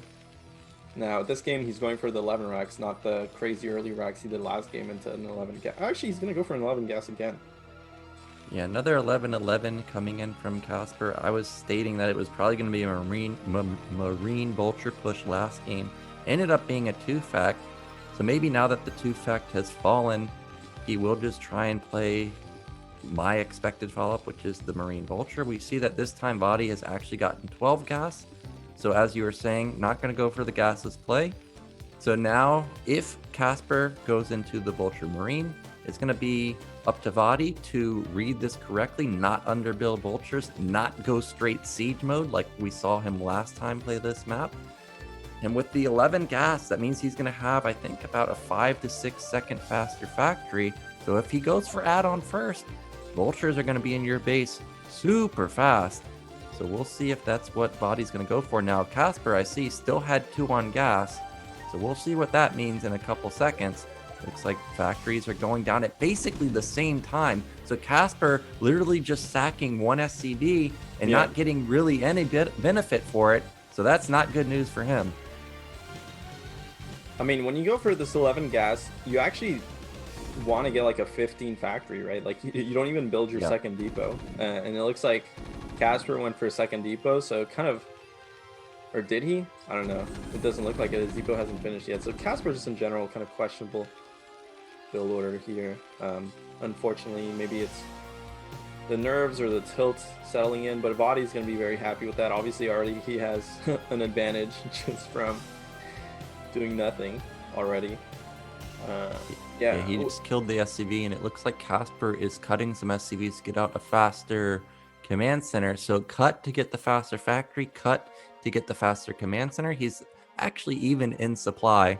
So doesn't look like it's bad news, but if vOddy didn't cut any SCVs here and went straight add-on, even though supplies are very close, he's going to have an additional 2 to 3 workers, and over time, that's going to add up to a lot of mineral income, and I think that is an add-on for him. So a bit dicey here, but in response, he knows that it's a bit risky. I think that was a bunker coming down, so this vulture is going to be denied. Yeah, very nice here from vOddy. And honestly, vOddy, without a doubt, man, his TVT is by far his best matchup. He really, honestly plays it very well, reacts to stuff very well. It just you can see he understands. Now, this vulture could actually run by. The SCV was in position to block it, but that's not always reliable. Now, of course, Casper is going to be happy to see that bunker because he's expanding behind this and vOddy's expanding. So that 100 minerals there, it could be the difference between the mineral income that he's going to get from, that vOddy's going to get from not cutting SCVs. Again, kind of just weird build from Casper to get to this point. And I suspect he is down a couple workers, and this all matters. Like it's not irrelevant, and you know, not at this level of play.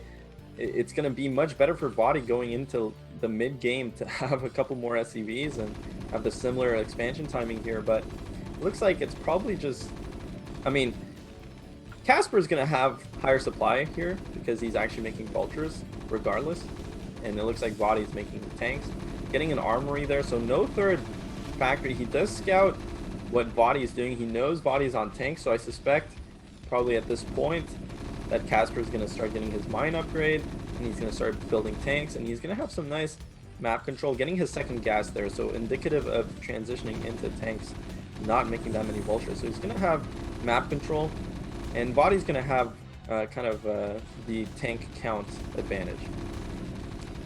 Yeah, and I was pointing out that vOddy seemed to love the siege one fact siege type of play, but looks like he's deviated this time because he rushed into a second factory. Now we don't know what the upgrade is going to be. Most likely going to be siege mode, but so far so good for vOddy. If Casper had gone for mass vultures, he wouldn't have been able to run over this particular opener. He even has the armory, so he may be able to get this barracks. Actually, the Marines are probably going to kill that barracks. Looks like his barracks is going to survive and get away, and that's a big deal because now Casper is forced to put down factories that he may not necessarily want to build right now simply because his Rax is going to die. Also forces the academy to be built, otherwise all of his production is going to be massively delayed. And of course, vOddy being a great player is going to know that, so we'll see how he's going to capitalize on this. Is he going to try and move out, take a third base? Is he going to try and go for mass factories himself? Looks like he's content with just sieging up and looking to take a third base. Yeah, and you know, this is always going to be very, very calculated here from vOddy, not taking any mine hits there. Of course, not like Casper could do anything even if those tanks got hit because he only has 2 vultures out in front there. But yeah, this is always going to be kind of the slower paced situation here in TVT. And it's all about whether or not one player chooses to expand here or not, or stay on 2 bases. That's really what you want to look for. And if any player chooses to go into Starport to maybe add drops here. But so far, I mean, it looks like vOddy is setting himself up here to expand on the high ground. Yep, 4 tanks in siege mode. This is definitely going to be a third base being taken pretty soon. Now remember, Casper did rush into 4 factories because he lost his barracks.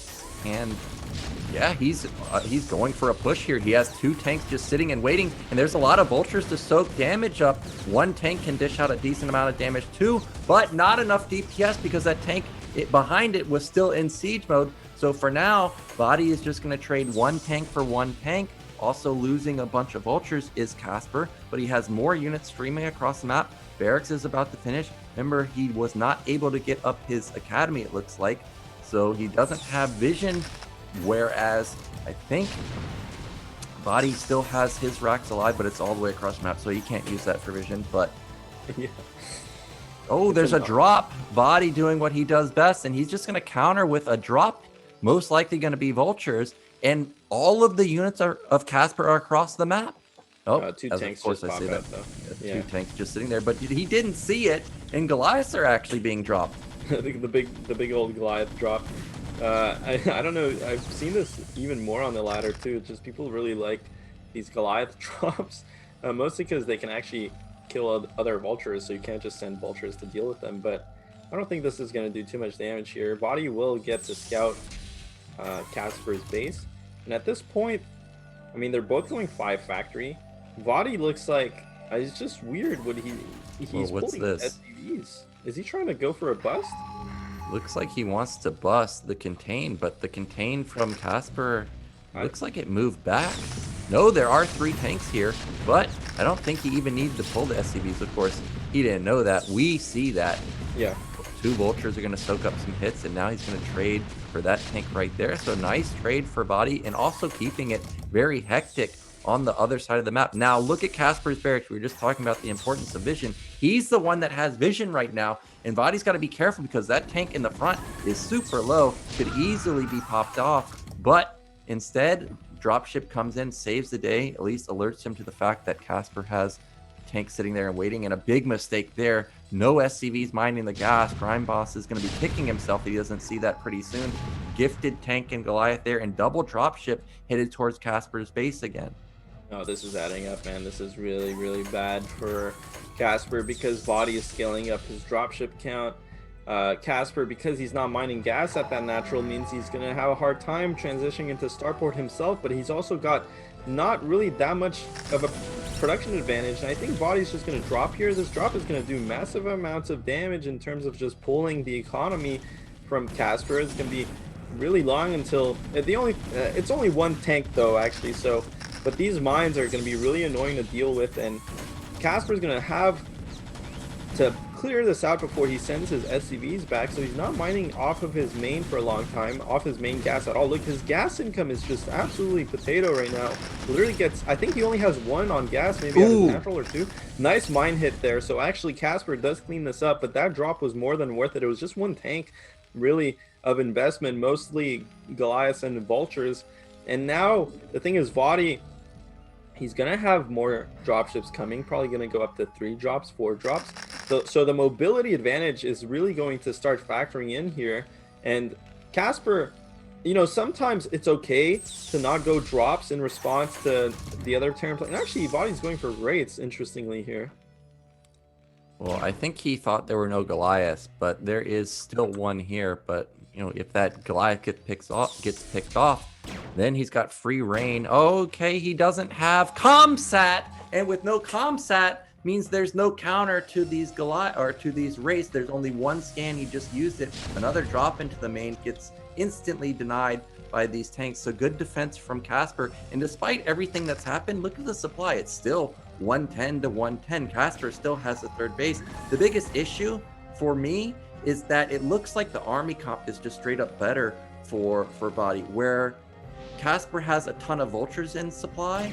Mostly it's, I think, just tank rate for vOddy. So he's got more expensive, more powerful units, but still, this is a lot of vultures.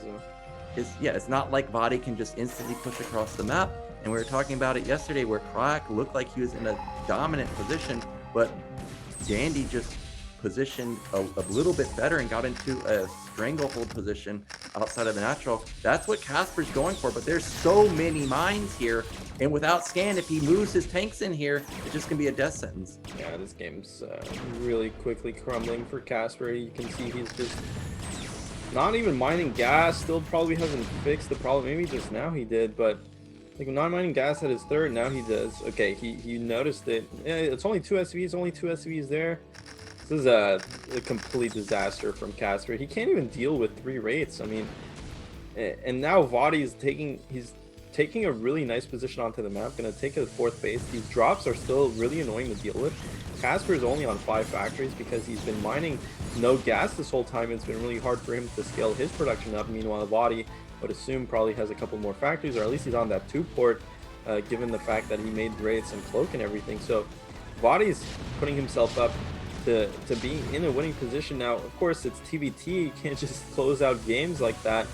And Casper is probably, you know, Casper still has some nice map control, so he's going to be able to expand to mid-right, vOddy being really annoying with these vultures and actually killing a lot of SCVs, and now coming in with 4 Wraiths that also have cloak, but there's already a Goliath here, but still just picking off a couple SCVs here and there, and this economic damage is huge by vOddy. I'm assuming Casper actually has very few SCVs, and in TVT, I mean, SCVs, it's not just a positional matchup, it's very important that you keep your production up and keep your economy up and keep scaling, and vOddy's just doing a tremendous amount of economic damage. Yeah, he's got 6 factory, he's got a science facility coming in, that +2 power spike will be kicking in about 3 minutes from when that completes. Taking a 4th base at top left, everything looks great for vOddy. He even has the positional advantage at the bottom where he can take that base too. Race looked like they may have gotten bled out right there, but quick cloak saves the day. He's going to pop these tanks. Well, maybe not. Goliath is going to save the day for now. Eliminates 2 of the Wraiths. That's a big deal. Casper still has a nice contain right outside the base. He still has a lot of tanks right outside his own natural too. So it's not like vOddy can go for a killing blow just yet. But if he pumps out a few more dropships, Casper is really not done or dealt with the dropships very well. I would like to see more drops come out, because if we see something like Dandy pulled out, which was like a 6 to 7 dropship attack into the main of Casper, that may just outright end the game. Yeah, I'm surprised vOddy chose to go for those Wraiths. I mean, they did some damage, but I don't think they were worth the investment, and I think if he just kept making drops, he would be up to 5-6 drops right now, plus the production advantage.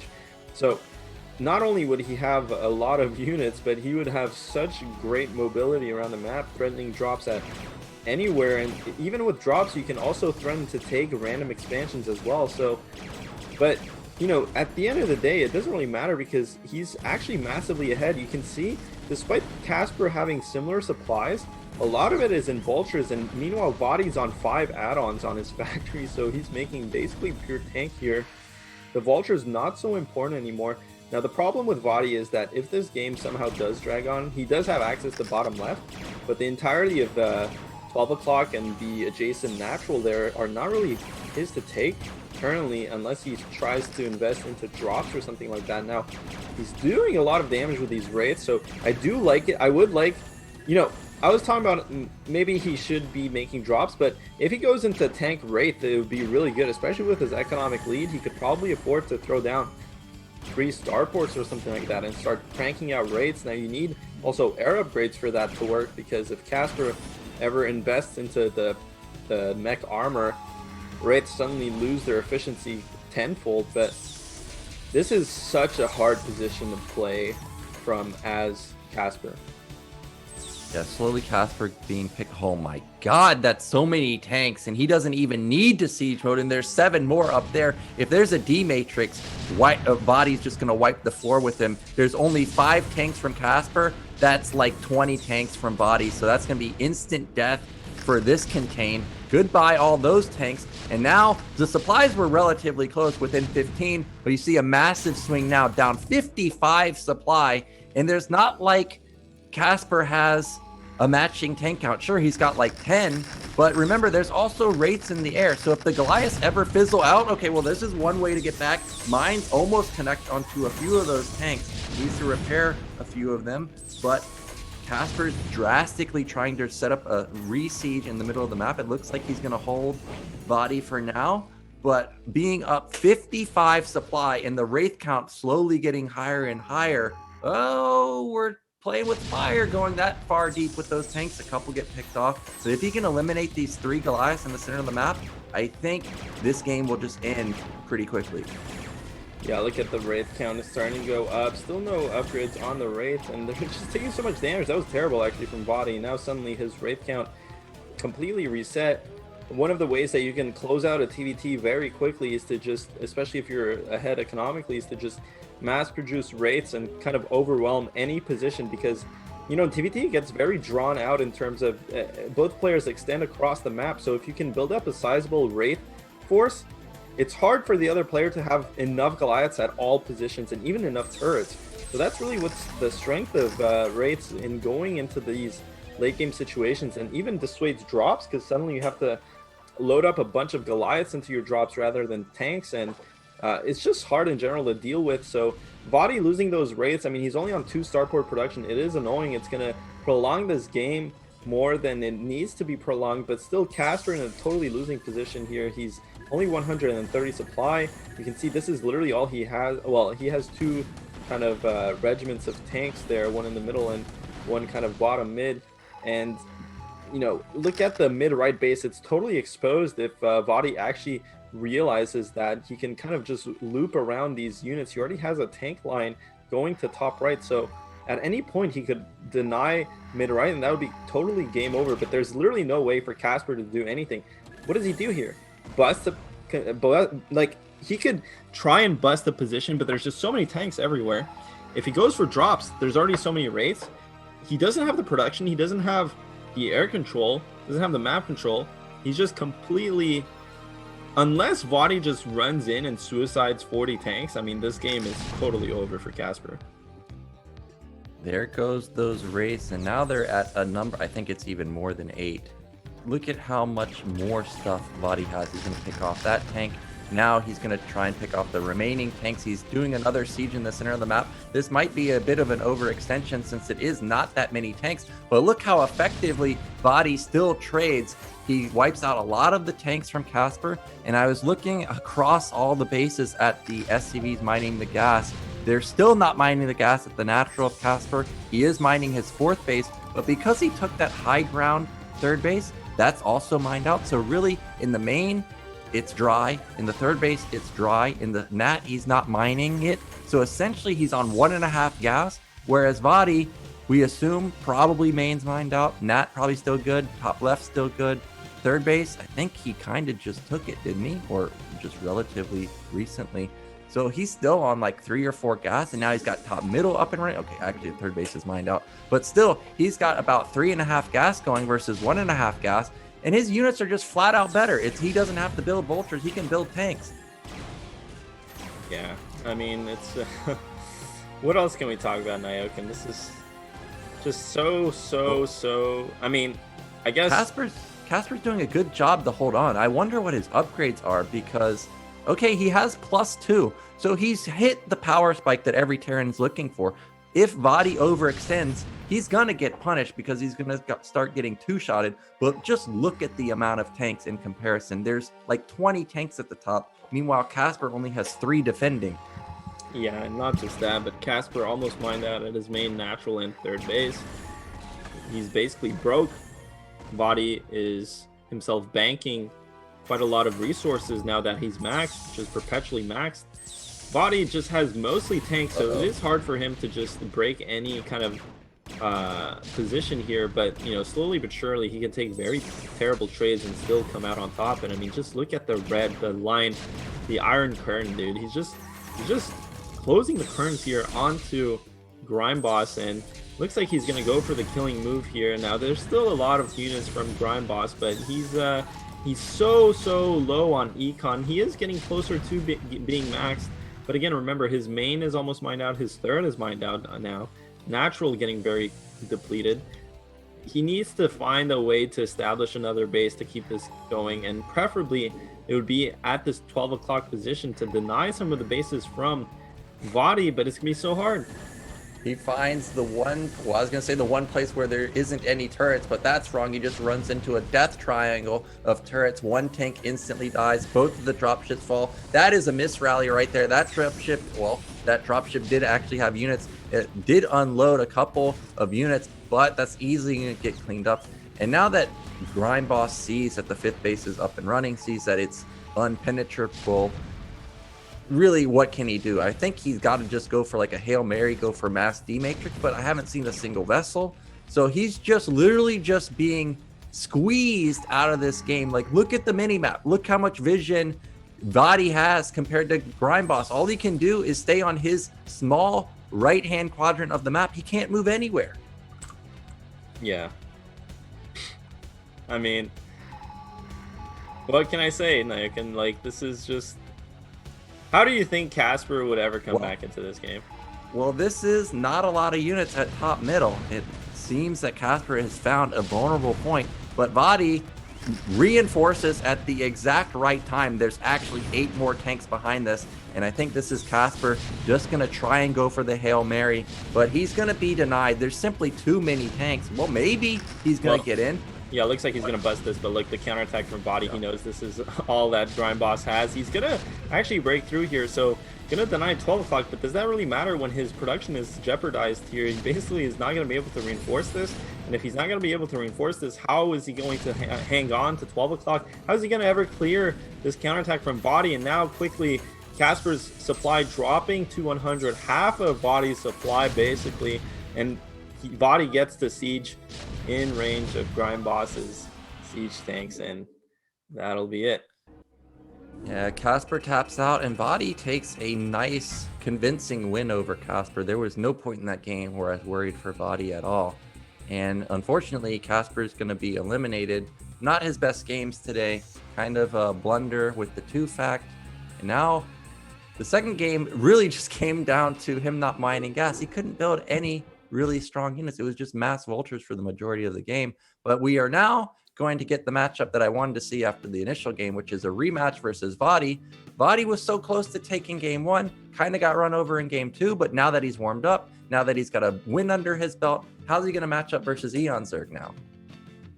I mean, hopefully better than earlier. He definitely, this is a confidence booster because he dismantled Casper. You know, this game 2, it was very one-sided, I think. Maybe Casper had a couple chances in the early game, but really vOddy overall played better. And that's important, especially the thing is the first couple games when you're in a tournament and in a group setting, that's really when the most amount of adrenaline is going through your body. You know what I mean? At least in my experience. But as you play games, as you advance through the day and you keep playing games, and now, you know, this is going to be bOddy's 5th game.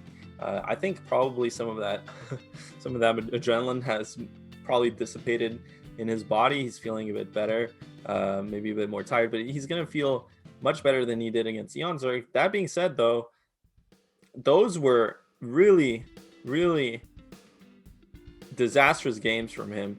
So hopefully he composes himself and plays better, because definitely he has a shot against eOnzErG. He's a good player, but eOnzErG is just so aggressive, and against aggressive players, you really need to just be solid and just strong, right?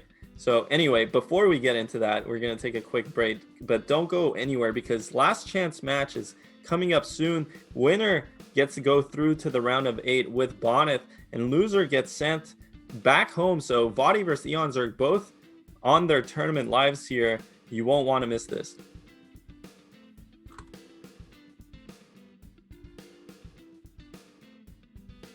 But it also might be a catastrophe because this is 6 dropships, sure, but this is triple turret.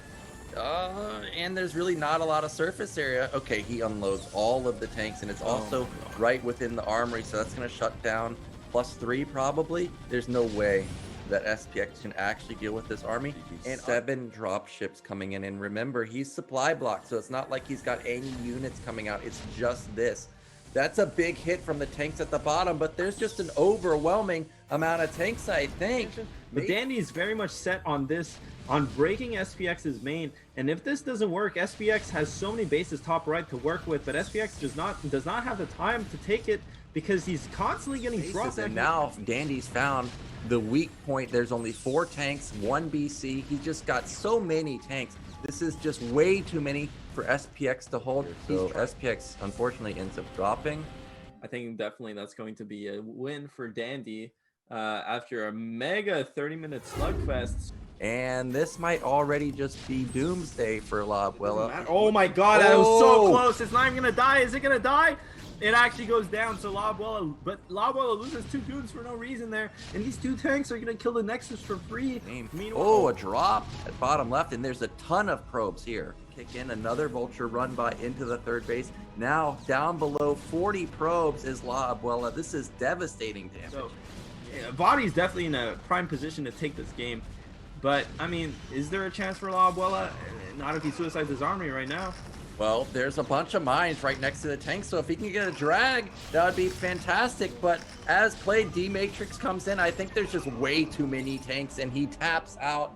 So vOddy's going to take game one, really picking apart La Abuela. Recall incoming, but is there enough? No, there is enough turrets, but that is huge. This is going to be a disaster for La Abuela because, yeah, now look, his army is actually just stuck there, and it's just going to get completely cleaned up, and it barely killed anything. I mean, it did kill 20 SCVs, but, I mean, who cares? But vOddy, is he committing too much? I don't know if this position is really good for him to kind of funnel all his units together. This is perfect for La Abuela as a couple production rounds pop out of the gateways. He has both armies coming in from massive stasis in the middle of the Terran army, and I think La Abuela is going to be able to clean this up. The supplies are actually really close, though. Terran does a lot of damage to these goons. It's going to be really close. I don't know who's ahead. Dude, these tank shots are massive, though. Man, La Abuela looks like he's going to try and go to the 12 o'clock instead. I wonder if there's only mines there, so if he just runs the zealots by to clean up this minefield, he's losing a lot of time. He needs to get in there before those SCVs mine too many resources and forces the command center to lift. So actually this is a very good counterattack from La Abuela, and La Abuela, I think he managed to run his probes away. As I mentioned, they're in the middle of the map kind of going back, so that's going to be really crucial. If La Abuela does not throw away all his units here, which it looks like, yeah, okay. GG.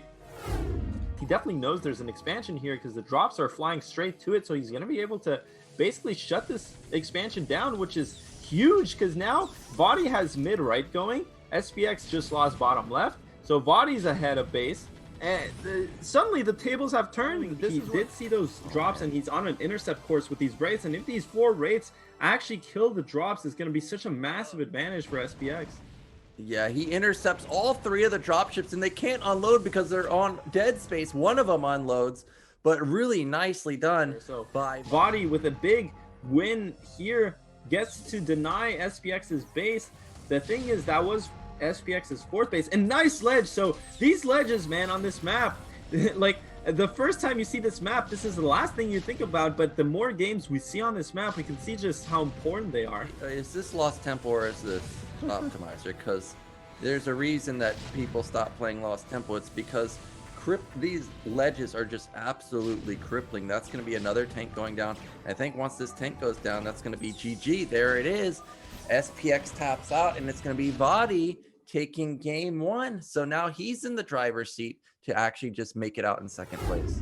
Yeah, the Goliaths are going to have to balance being in the center of the map and also dealing with the race in the main. So this is the power of the race, is that they're just so mobile, and I don't see any Goliaths coming out. That upgrade is also probably range. It looks like it's just now kicked in. So and now he's going to be able to completely clean this tank line here, and that's going to open up a possible attack route into SPX's natural. You can see vOddy already in position to capitalize on this. There's so many tanks moving up to SPX's natural, and SPX is not reacting with the rest of his tanks out in the middle of the map, and vOddy's going to get into a killer position. Doubling the supply of SPX. He's got more factories than SPX, despite having 4 in the early stages. It's now vOddy with like 10 factories, and SPX knows that it's over, and he taps out, and it's going to be vOddy moving on in 2nd place from Group E.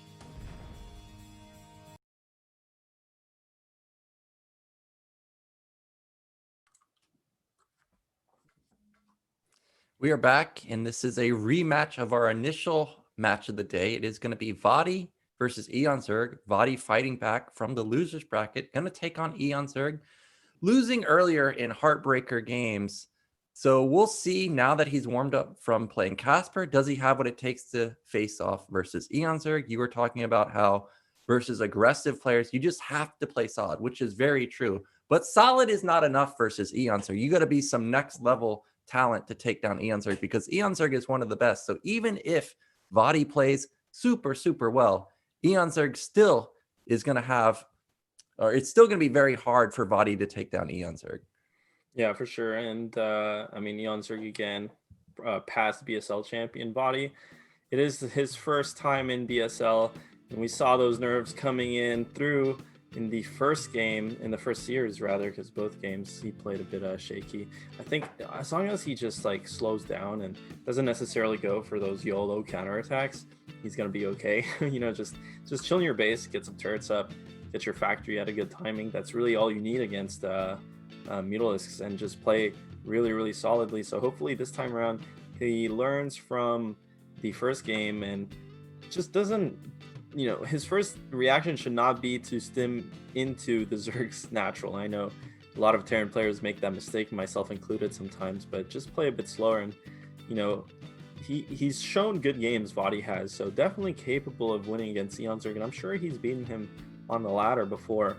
Just translating that into a best-of-3 victory on the tournament stage against someone who's so seasoned as eOnzErG, it is going to be difficult. So definitely an underdog, but not impossible. Now, I mean, eOnzErG, how's he going to be feeling, you think, after the first 2 games? Because he himself was definitely on the ropes both games, honestly. Yeah, it was not like he was very low econ, you know. Like, I mean, first game he was gonna lose, but even the second game, he was like pretty much all in. Yeah, it was not an easy victory by any chance for eOnzErG. The first game, he was super dead, but then kind of just bled too many Marines and medics and ended up just catching vOddy basically just without any units. So we'll see if eOnzErG has what it takes. Does vOddy have what it takes to take down eOnzErG? I think eOnzErG still a massive favorite here, but he did not look like his old self in the original match. So we'll see who's going to make it out as our last chance survivor. Is it vOddy or is it eOnzErG?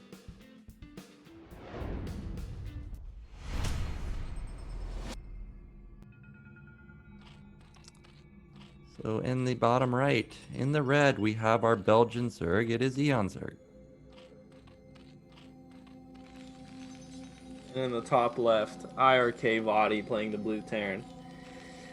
And yeah, Polypoid is a map that we know eOnzErG banned last time. So when vOddy ended up losing that game, the first game on Benzene, eOnzErG banned. His choice of bans was Polypoid. So definitely good signs here for vOddy. And again, Polypoid, it's not that great for eOnzErG's style in terms of at least playing aggressive. I mean, Polypoid is definitely a good Zerg map if you're going to play a macro-based game, but because eOnzErG is just so aggro, especially getting these cross spawns with the huge rush distance and the huge air distance, vOddy's going to be much better equipped to deal with really aggro builds.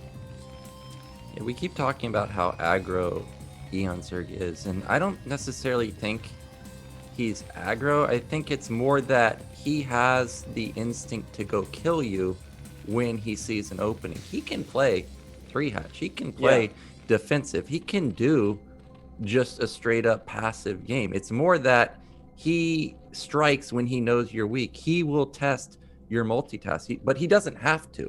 So with it being a big map, I wouldn't be surprised to see 3-hatch, but because of how the meta is these days, it would be a little bit uncommon. Now, I don't know about your recent experiences on the ladder, but I've been facing more Hydra Lurker. You think that's a possibility we might see from eOnzErG? If you think about the way the terrain is laid out, if he sets up a Lurker Hydra contain outside of the base or outside of the high ground base of vOddy, like, it's going to be so difficult for vOddy to trade effectively versus that. Yeah, Hydra Lurker? Yeah, Hydra playing Lurker. Down in the C ranks or what? Okay, well, yesterday we hit a 2500 Zerg. Now I know you are clearly way higher than that. So maybe it's just you are way up in the stratosphere where I don't hit those caliber of players. But I've been running into Hydra Lurker sometimes, not all the time, but it's actually decently strong. Like I'm kidding. I can see how it's good on this map because there's just so much terrain elevation, and there's so many opportunities for Zerg to really kind of surround the Terran army, and especially on cross spawn like this. Let's just say eOnzErG goes for Hydra Lurker, which I really highly doubt we'll see from him specifically. But if he were to go Hydra Lurker, it would be actually pretty hard for Terran to mount a good, strong push across the map because there's just so many counterattacking opportunities. There's so many places where Zergs can take very strong fights. So, I mean, I can believe you that it's good, but I don't think eOnzErG is going to pull that. I mean, if he does, I'm happy to be wrong here. We'll have to see. Now, they're both looks like they're both doing the same builds here. eOnzErG, I mean, same builds, the standard builds. eOnzErG is going for that 2 hatchery, though his lair just hasn't started quite yet. A lot of lings to be making early, especially on cross spawns. Definitely cutting into his economy. He started lair at his natural. He's not getting speed. He's waiting to kill this SCV, but that's just so many lings to make early on. vOddy, meanwhile, is on that 2-rex. Now, technically, on cross spawns, I do prefer the +1 academy style to play against 2 hatch, because the rush distances are so great that it's just hard to really pressure with these Marines. But at the same time, against eOnzErG, the 2 racks make sense in that, oh, he actually scouts the hydra den.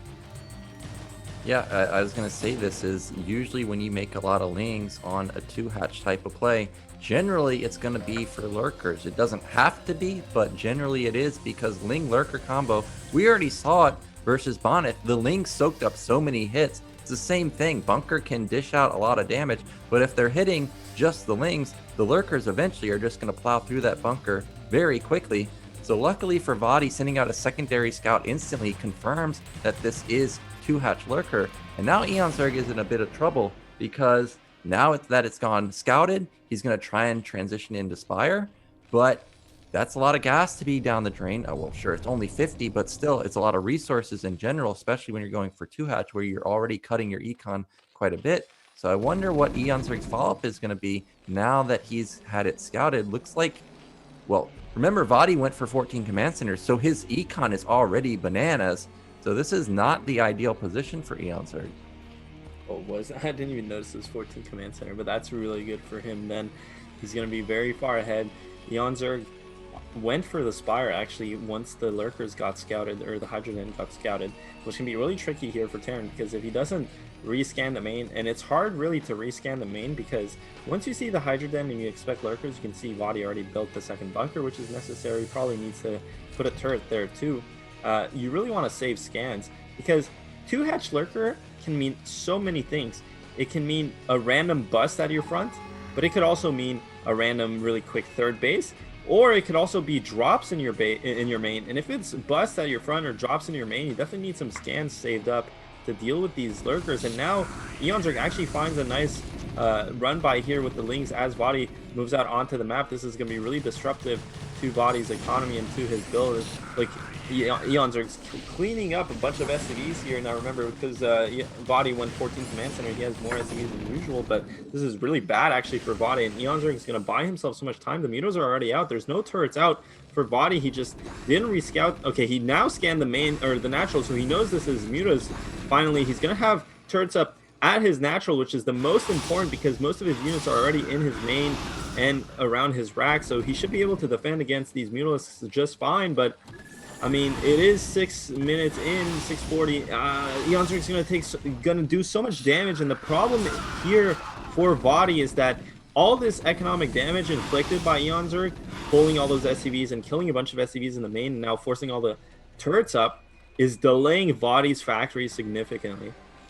And this is typical eOnzErG. He built all the lings, never used them. He waited for the right moment, saw that Terran had moved out, sneaks in 8 lings, gets a bunch of SCV kills, now comboing it with the mutas to get even more kills.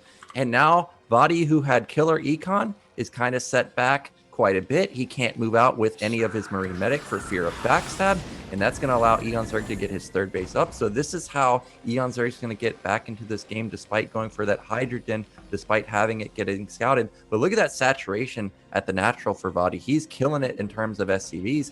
But as you were saying, versus 2-hatch play, you really got to start teching. So I'm a bit worried that there's no factory anywhere near in sight. He has a decent size army, but if it gets picked apart, this is not 5 racks. This is only 3 racks. So the follow-up attack coming out from vOddy once this is gone is going to be very negligible. So he's got to be very diligent with his army. He cannot afford to bleed off very many Marines here, because eventually this mutaball will overrun it if it gets split off, or if it gets down to something manageable like one group of Marine Medic.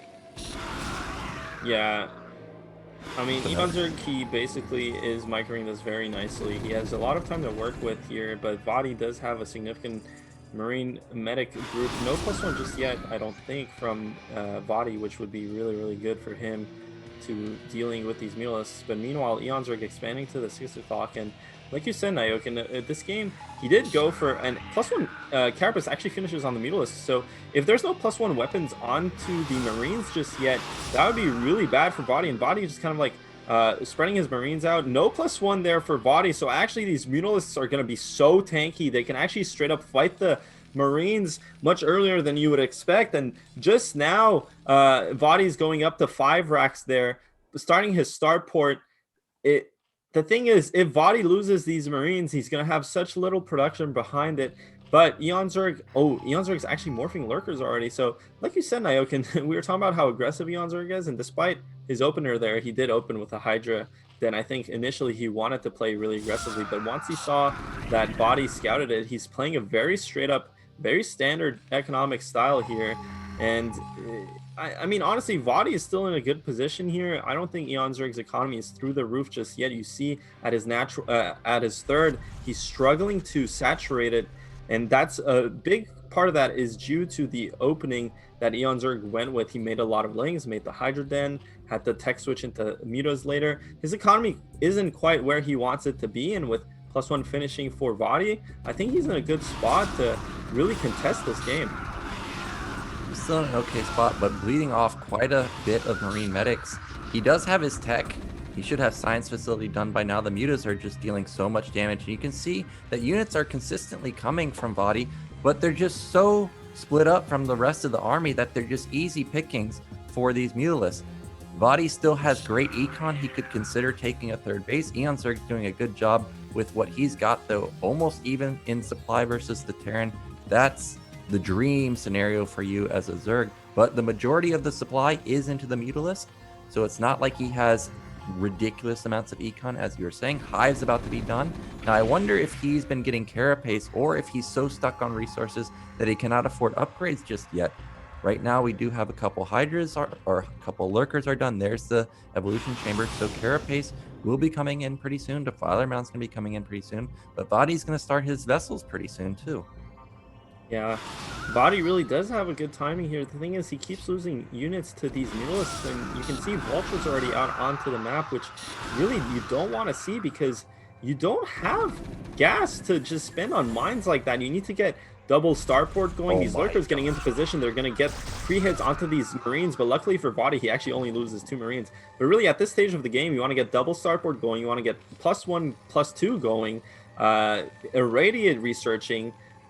You see his second eBay isn't even finished here, so I hope he didn't get mines with the vultures, because that really is a wasted upgrade there for vOddy, and it's going to set him back a bit. But and every second matters here, guys, because Terran really needs to find some good damage here and control the Zerg before Zerg gets to 4 bases, and before Zerg gets their third saturated and gets into Ultra Den. You can see the Ultralisk Cavern getting put just down right now, and +1's probably going to finish, so eOnzErG is going to have a timing where his upgrades match the Marine upgrades, and the Ultras are going to be really strong. But nice here, actually vOddy losing a lot of Marines to these Lurkers. The high ground really working against him.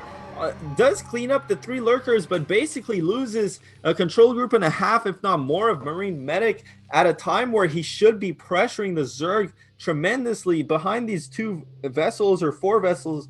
You want to go up to 2 to 4 dropships, and you know, when you lose Marines like that, you just don't really have anything to load up into those dropships. So just like very slowly, this game is turning into eOnzErG's game to win.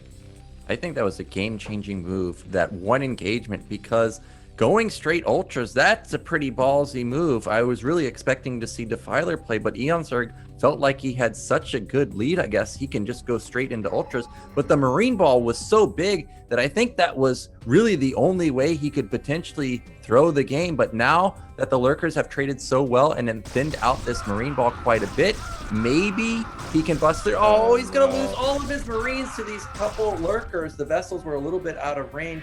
Now he's just gonna blow a couple irradiates to eliminate them. I think he will deny this 4th base because there is a decent chunk of Marine medic here. There's no ultras out just yet, but We already saw what eOnzErG did earlier in this game when he saw that the units are out of position. He went for an instant backstab. vOddy's going to go clean this up. He's going to knock down this hatchery, and I'm kind of surprised that eOnzErG going to try and save this base. I thought maybe something like a counterattack would be game-ending, but maybe he will save this hatch.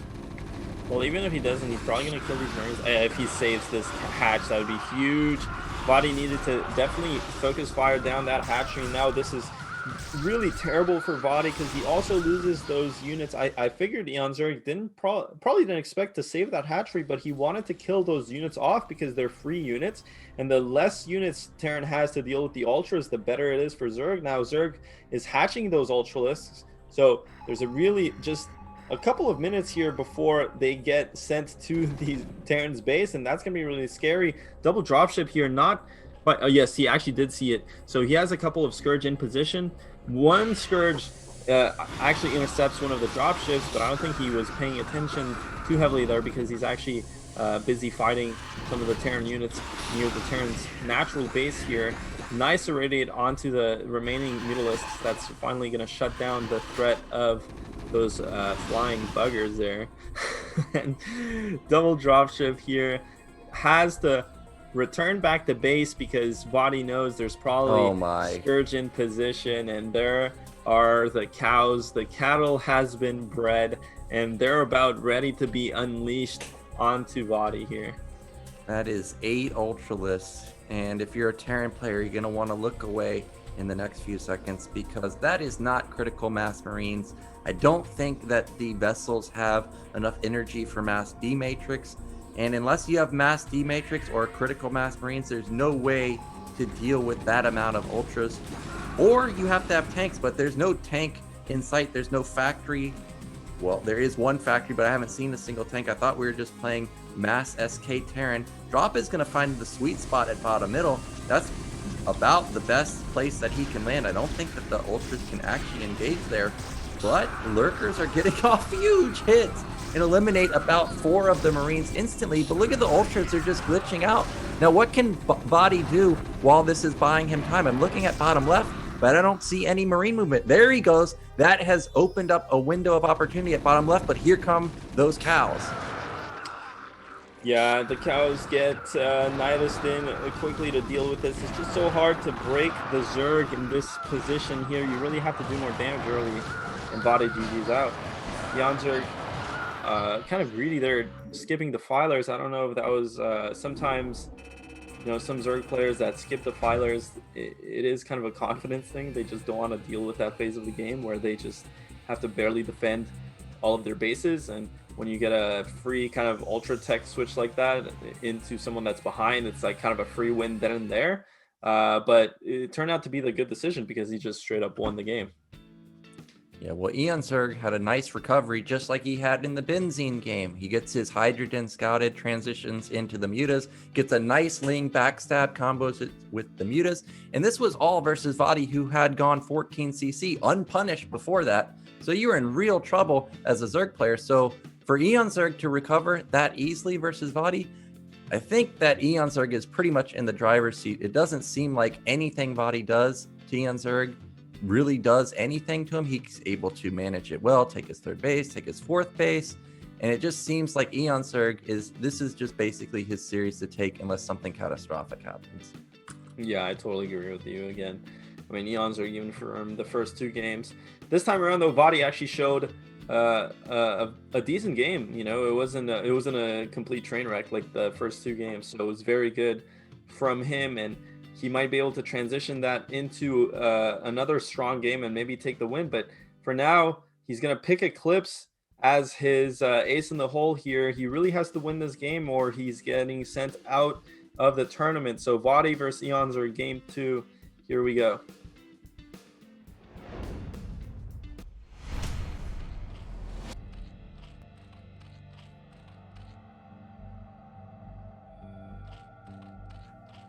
In the top right, in the red, we have our Zerg player. It is eOnzErG.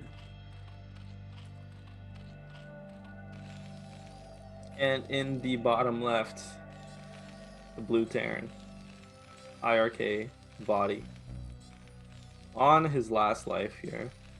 and Eclipse is his go-to map. It was his go-to map in the previous series against eOnzErG also earlier today. So definitely feeling confident on this map. Now, the build he chose to do earlier was very interesting. He went for the 1rax Quick Academy. Now, it was unclear to us because he actually cut a lot to get that Academy, because really you have to remember the Academy is 150 minerals, but you have to get the gas earlier than you get the Academy. And if the earlier you get it, the more it reaps into your basically into your economy. And we were debating, is that for a stim bust, or is that just for upgrades to have range and time for Mutalisks? But what do you think we're gonna see from vOddy this time? Yeah, I want to see that again because I want to confirm what the purpose is. I'm hoping that he goes for that, but because it didn't work the first time, I have a feeling that he's not going to go for it a second time. But we'll see if that's what he's going to go for. If he doesn't go for that, I would like to see mech. And the reason I would like to see mech is because it seems like no matter what he does, 14 CC that goes unpunished, 8 racks that does game-ending damage. And then we have the normal game or on Eclipse. It doesn't seem like anything is working. So he may as well change it up completely and go for mech, but there's no gas here. So unless this is going to be delayed mech with the fast expansion, looks like we're probably just going to have another bio game. Yeah, looks like it. He does get the scout off into eOnzErG's base. Going to queue up that Marine, going for a 16 command center here. So going to cut one SCV. You know, sometimes you actually are just totally fine building the depot here and delaying your command center, because look, he has to pull an SCV to defend this SCV. He has to queue the Marine. So, okay, the SCV there is to build the depot at the natural. Already so much damage from eOnzErG, honestly. I mean, not that it matters. I think most people that watch this game will be like, you know, it doesn't really matter, but because we play a lot, Nyoke, and I think we kind of know that's not always ideal for the Terran player. And every little thing, guys, does matter. Like, it does add up going into the mid game, into the you know, into the actual game. It all adds up. It's a second here, a second there, you know, altogether it can mount up to like a 30-second advantage on your timings, and that's really kind of colossal, especially in such a timing based matchup and such a tempo based matchup like TVZ. So in any case though, vOddy going for the 2 racks here, none of that shenanigans that we saw in the first series with the gas and straight into the academy. So much more stable build from him. You saw, especially in that first game on this map, I mean, he was struggling with the early links and defending his natural, and that was a large part due to the fact that he was on 1 racks for such a long time. So I think this time around it's going to be a much more stable build. You can see the academy just now going down very early though for that academy to be going down. And the gas also, look, he's not making out of the racks there, so everything's a bit delayed here. The command centers are also probably not going to be blinking at some point. And just in general, these things are really important, because especially against 2-hatch. Oh, a drill to the main to confirm the scout. So vOddy comes in here, actually sees nothing. That's a bit painful, but we do see that the Spire went down at the natural. I don't know if vOddy saw it, but back in the main of vOddy getting the fast academy like that, looks like we may see some type of ample type timing, stim across the map, try and catch eOnzErG before he gets mutas out, instantly gets stim going, 435 stim. So this is about 15 seconds than really what I suggest in the TVZ matchup facing 2-hatch. But look at eOnzErG.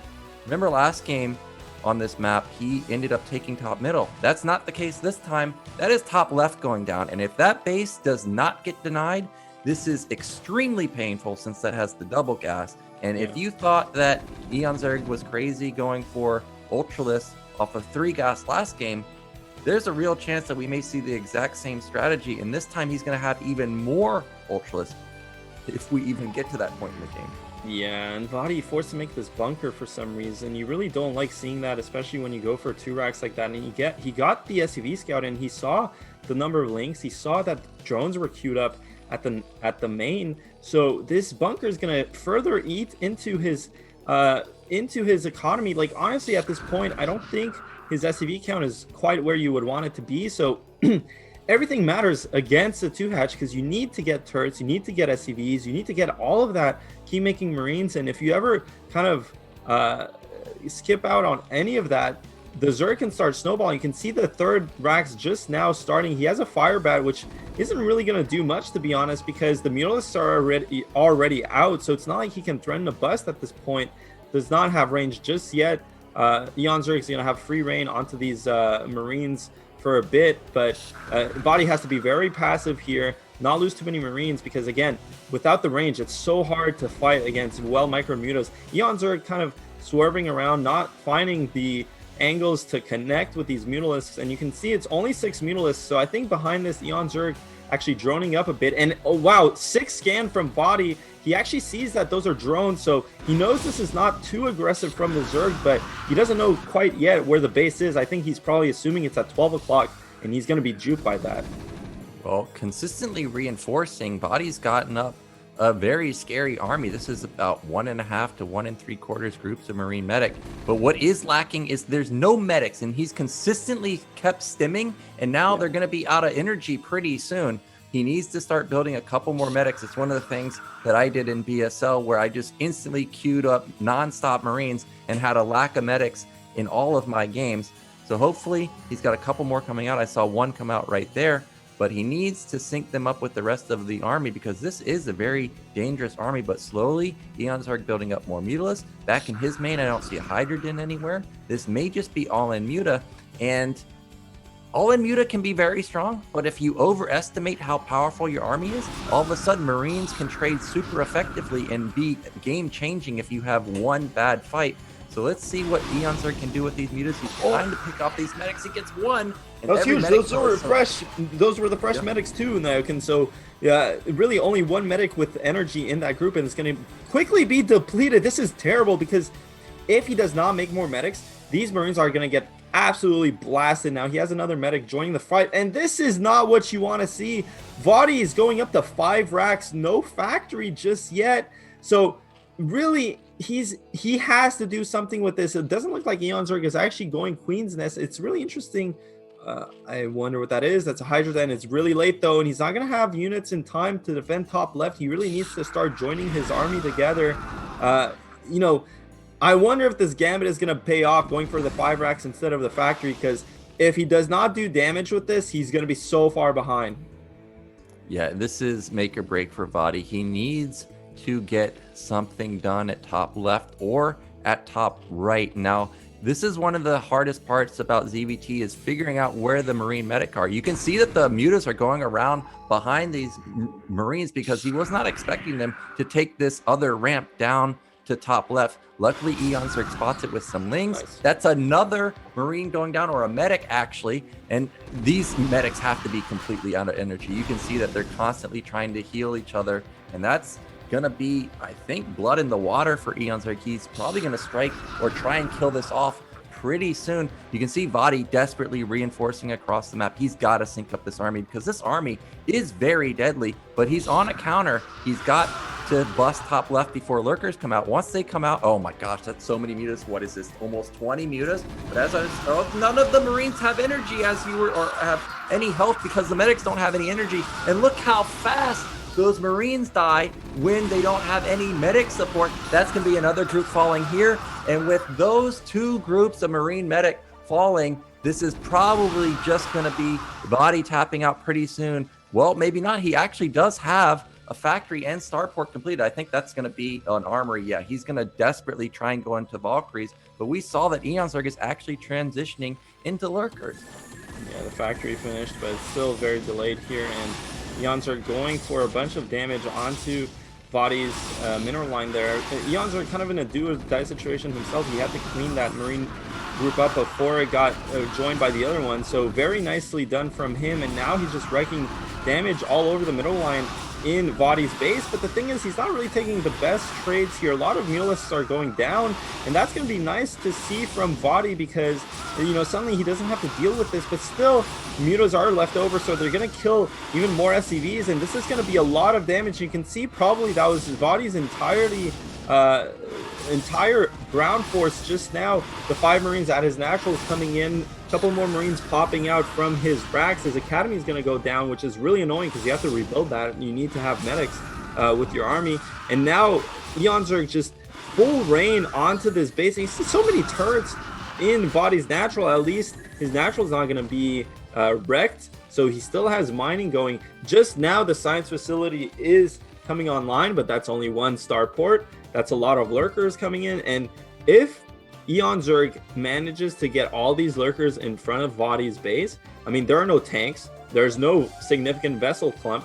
vOddy's just going to be completely contained.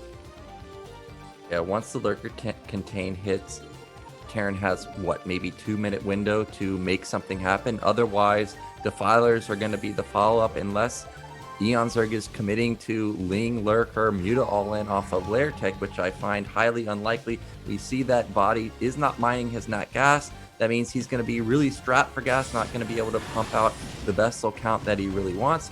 Looks like Ling and Lurker are setting up in position in front of this base, and we don't even know if vOddy suspects that this is a lurker follow-up or if this is just mass muta. If he moves out here without scanning, this could be hold position lurkers, and we may just see all of these units instantly pop. Oh no, I think they are on hold position. There he goes. There's no scan, and this is going to be the last move for vOddy. There's half of the army instantly gone. Now the mutas instantly jump on top of them. Lurkers on burrow, and this is just eOnzErG sealing the deal versus vOddy.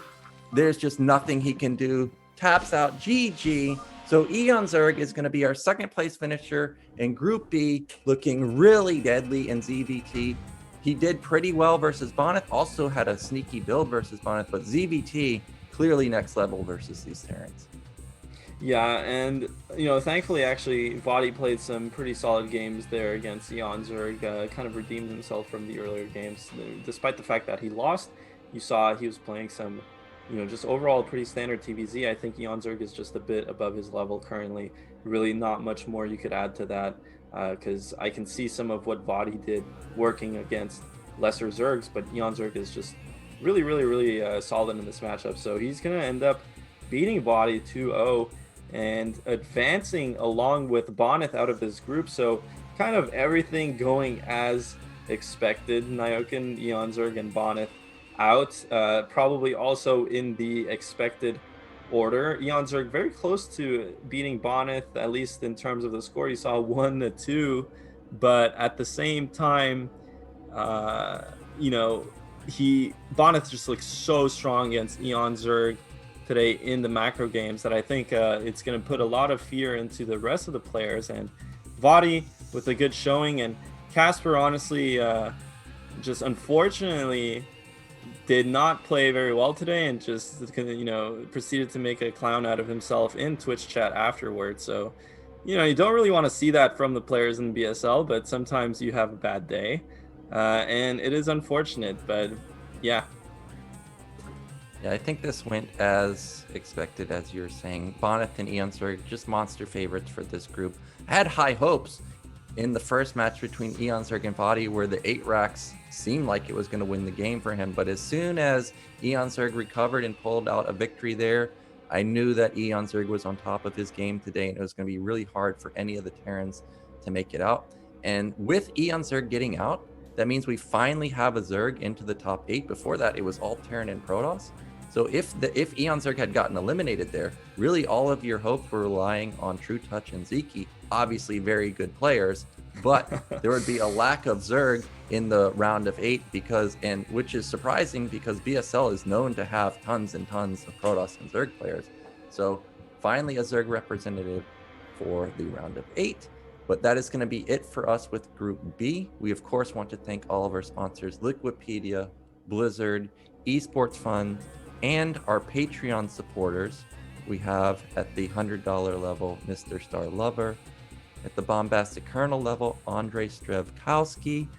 Gruglog Striker, Christian Eddington, Mad Cat's Fury Road, Scott Walfield, LML, Lingen Komchuk, and again, a shout out to Sonko Magnus, the one that made the FP view, making computers do things.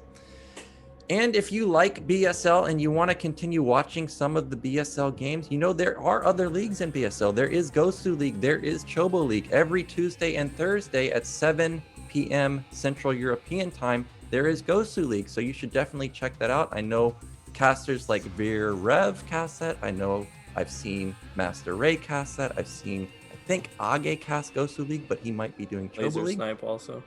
Yeah, Laser Snipe too. There's a lot of good Gosu League players. You know, Cadenzi came into Pro League from getting all of her points in Gosu League. So there are really top-notch players in Gosu League. It's not just in Pro League. So if you enjoy the BSL games, you should definitely check that out. Even Chobo League has good players. In BSL 6, there was no Gosu League. I came out of Chobo League and made it into Pro League the next season.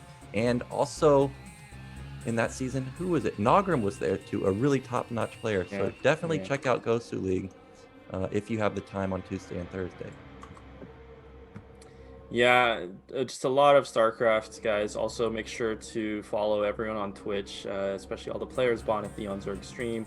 I don't think vOddy streams. Casper sometimes streams, but definitely a lot of the BSL players stream. So make sure, you know, on Twitch, there's always someone streaming. Oya, for example, has been streaming a lot recently. Terra is always streaming. Myself and Iokan sometimes stream. You know, there's a lot of streamers out there. I don't know if some of you are maybe here from Artosis that are predominantly Artosis streamers, but there's definitely a lot more StarCraft to be digested other than the Artosis channel on Twitch. And yeah, that's going to be it for today. I'm going to have a big shout out to Zero once again, because he's the man behind BSL that makes everything possible. Does so much work for everyone, and just in general is the Hercules of the BSL tournament. So thanks so much, Zero, and thanks everyone for tuning in today. We'll see you guys next week for another 2 groups, and after that it's going to be the round of 8. So a lot of exciting stuff still to come for BSL 10. Yeah, Group C and Group D next week. I'm looking at the groups right now. It's Medino, Avilov, DeWalt, both of our picks to go very far this season, and Koget in Group C. Group D, D for death, because it's Gorinich, Ziki, Oya, and True Touch. 3 Zergs, 1 Protoss. Not only does it have 3 of the best players in all of BSL, but 3 of them are Zerg, and those are going to be super aggro games. We already saw Ziki have one of the best muta controls I've ever seen. Oya is continuing to impress. So this is definitely the group that you definitely want to see this. This is going to be a crazy group. So next week, same time, same place, Group C and Group D. I'll see you there. We'll see you there. We'll see you there, yes.